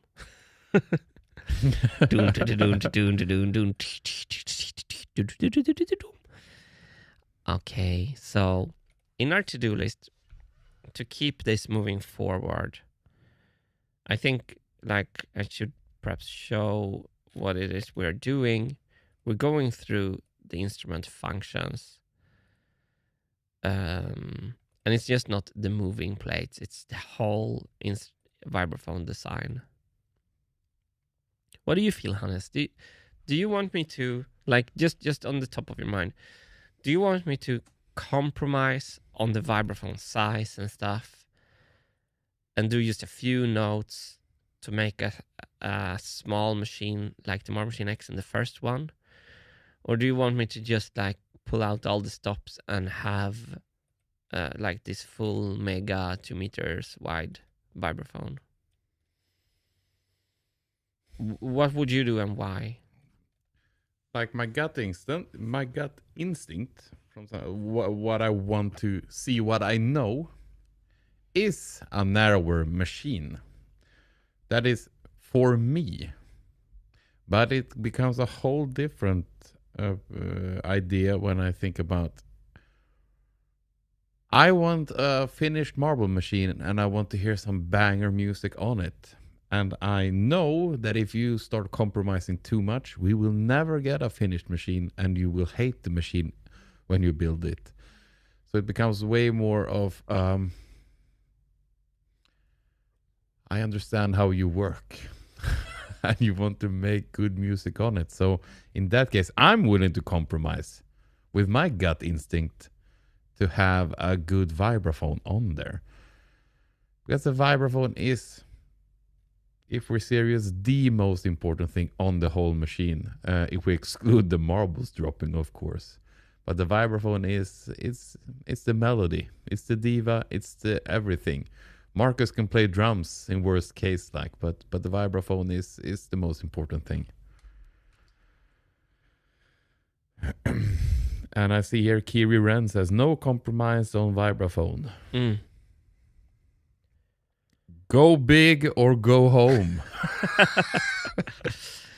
It's just something. Look, I just widened the. It's not bad. It's not bad. I widen it more than we need. Check this out. I'm gonna pull the wheel out as well. Power of the master part method. I can just click this and slide one thing here, and if I hit final, we can even see where it ends up. Something happens in my chest when we give more space. That is like a sigh of relief, because I was in the Marvel Machine X trenches. I have stories to tell you about sticking my hand into the machine, trying to fiddle a little screw, and having to remove like 100 sections to just get to one little screw because there was no space. Mm-hmm. I just want to add here as well from Italon. How many different notes do you actually play in a song? That is the design requirement, surely. Can you go that route, Martin, or is that limiting you? I think you play the notes that are available, so it's like a circular argument a little bit, and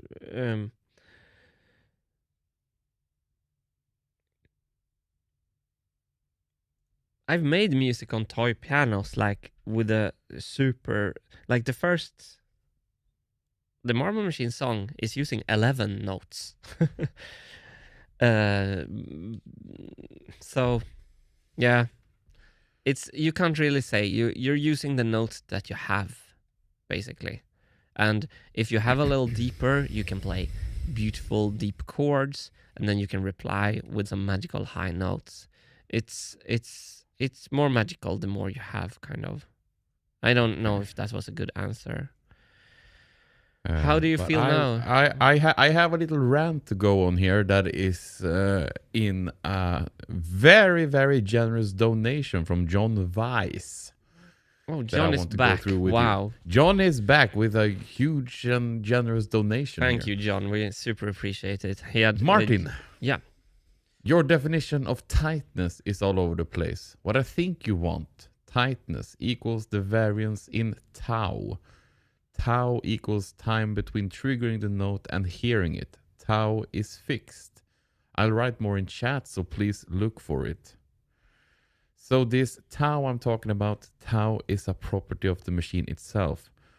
Worse, each note has its own tau. You can't really change tau. You can't make tau 0. But you can compensate for tau, Martin. You've made the programming pins variable adjustable. So you can compensate for that.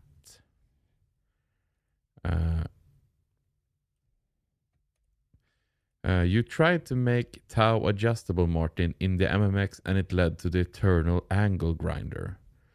If the vibraphone moves, the variance in tau becomes uncontrollable. And that's where we're at this moment. with messages from John. John, you're amazing. Thank you for thinking so deeply about the machine and backing up your chats with such a generous donation as well. Tau. Here comes one more, John Weiss here. For a human, tau is the time it takes signals to run from the brain to the hand. So you're going really deep into the kind of inner workings of this machine. And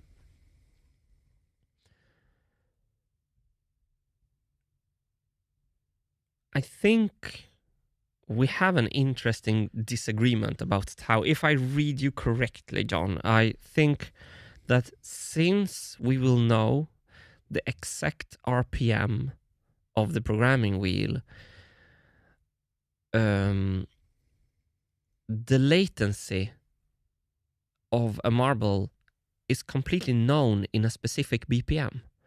So if we didn't know the BPM and we made a programming pin end earlier, we don't actually know what that value corresponds to. But since we will know really well, I think we can control the tau. And then if I understand what you mean with tau, and then with the movement, 1 centimeter on a fall of, so it's 101 centimeter instead of 100 centimeter, we can mathematically actually know what that corresponds to in making the programming profile shorter. I think. I might be wrong. John also says, when playing the vibraphone, tau also includes the height of the mallet above the vibraphone, and you adjust for that as a vibraphone player. I think we're in the clear, if I have understood you correctly. But you can't do that in a machine. A human can do that dynamically. And then he ends with embrace non-zero tau. Yeah, that could be. And then he follows along. No, RPM has nothing to do with tau. Okay. Probably I'm not. Unfortunately, I really wish I could follow completely. So it feels horrible to missing the point a little bit. Can you define tau with another word? Is it latency, or tau is the time from the pin striking to the marble hitting the instrument? Yes, but the correlation of the timing of the tau is with all the other instruments. So the tau is known for each channel. It's a bit lesser known with the movement of the bars. I agree with that, but I think it still can be kind of known. It's not zero, and I'm gonna embrace the non-zero. But the timing of the music is all the relationships between all the instruments. So if the kick drum and the snare drum hits at the same time, then they're tight with each other. And if the kick drum has a 20 millisecond tau latency, and the snare drum has a 25 millisecond latency, we will be able to know that and correct for that with the placement of the programming profiles, I hope. So you're correct that it's completely decoupled from the RPM, but what's not decoupled from the RPM, that's how much a millimeter shave off would result in changing when the note is played. I hope I'm not messing anything up there. Meanwhile, I made the machine. Thank you so much, John, for the discussion. That's amazing. It's a really... It tells me that you're really thinking deeply about the core functionality of the machine. And please let me know in chat if you think I misunderstood something there. Embracing the non-zero tau that's another rant that I used to do. In human music, when Jimi Hendrix plays all along the Watchtower intro, it's a lot of feeling, but with human, it's feeling. With a machine, it's error. So I want the machine to be able to play kind of 2 millisecond deviation tight, and then I can program the feeling in on top of a functioning functioning bass. That's what I hope. Let's just see here. Right now, Martin is chasing 0 tau. 0 tau is not tightness. Tightness is 0 variance in tau. Okay.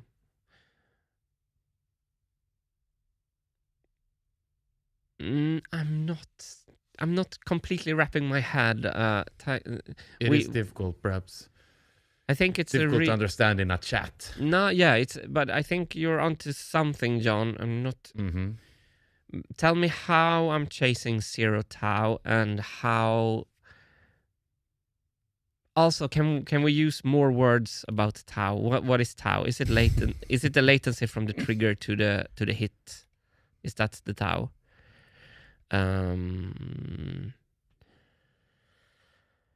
What do you think then when you see the wider machine here, Hannes?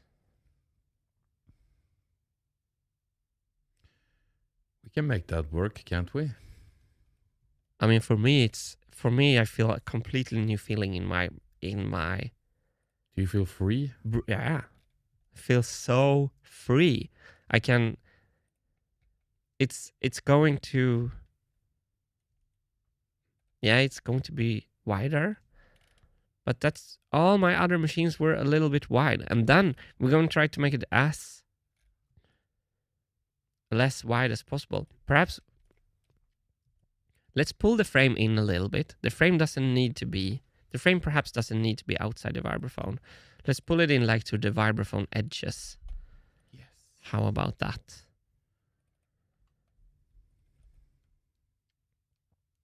We do 2 meters. Instead of 10-meter wide machine, we have a 2-meter wide machine. I just want to add that Derek Van Allen is personally team wide. If you're gonna need the room in there for the changes in subsystems. Need the room. Look at this when I pull them in. I think I've seen a lot of Derek's beautiful creations and they're often wider like this. This looks more like a Derek thing. You're gonna need a room in there for the changes in subsystems. What kind of changes? You mean design changes or just? I mean, it is much simpler if we make it wider. Everything. How do you feel about it now then, when the frame is with the vibraphone? I like that way better. Yeah, I can just maybe I can do something ugly. I can just add another. If I add a loop another time, we can just make it a visual loop.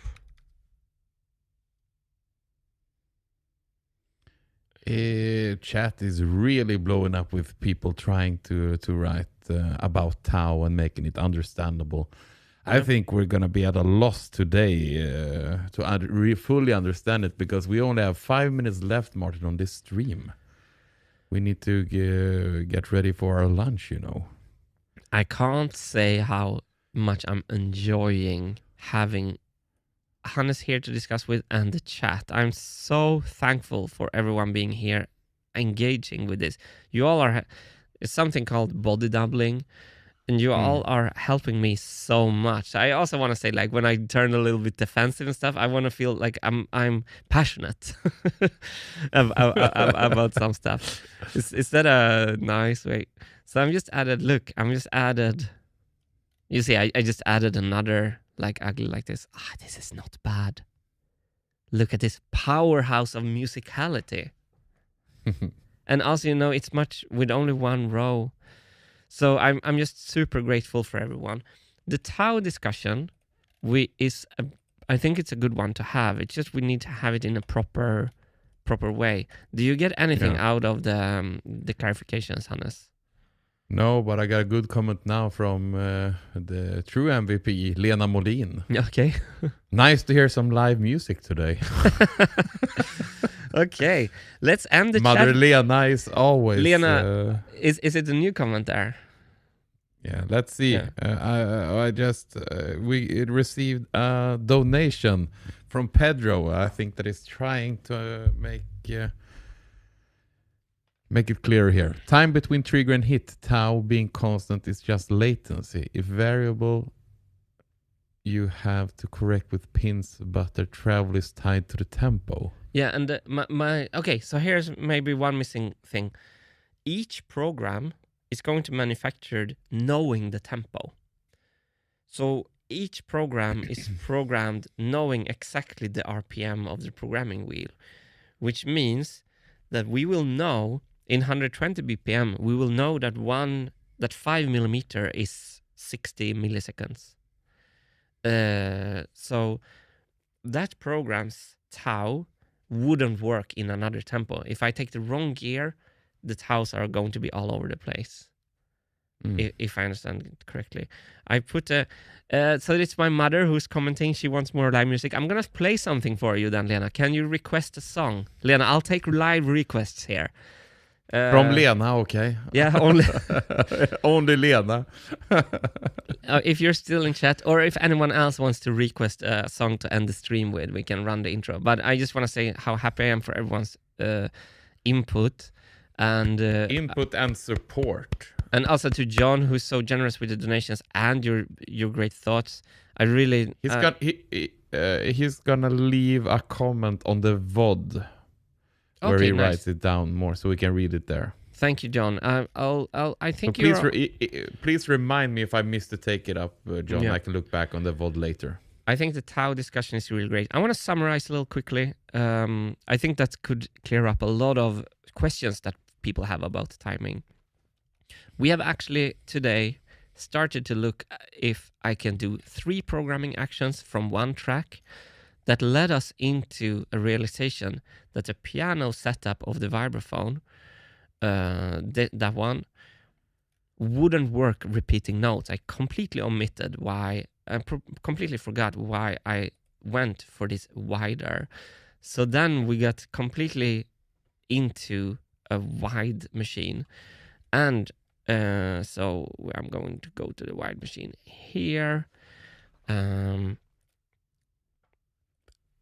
team wide started forming. And I feel in my breast, I feel I can breathe free again. Perhaps. We're losing some, but we're gaining a lot. We did work with design requirement, and they got us on here. We're doing baby steps with the design requirements. They are all over the place. And can you see Lena's request? Okay. How's that? That's one of my songs. How's that? I don't know.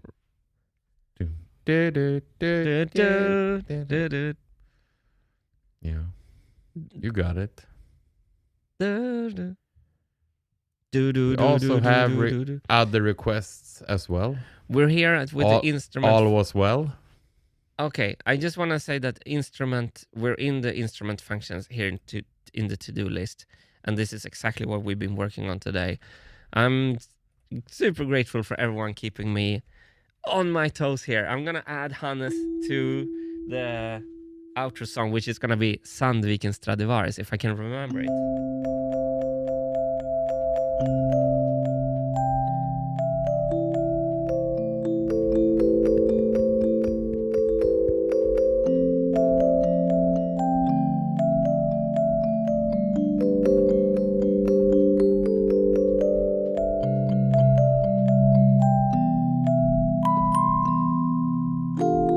I don't know. See you in the next one. Well, we're not gonna stream this afternoon. I'm just a heads up to you guys. So we're gonna see you live on Monday. Hope you have a nice weekend, everyone. See you on Monday. Love you all.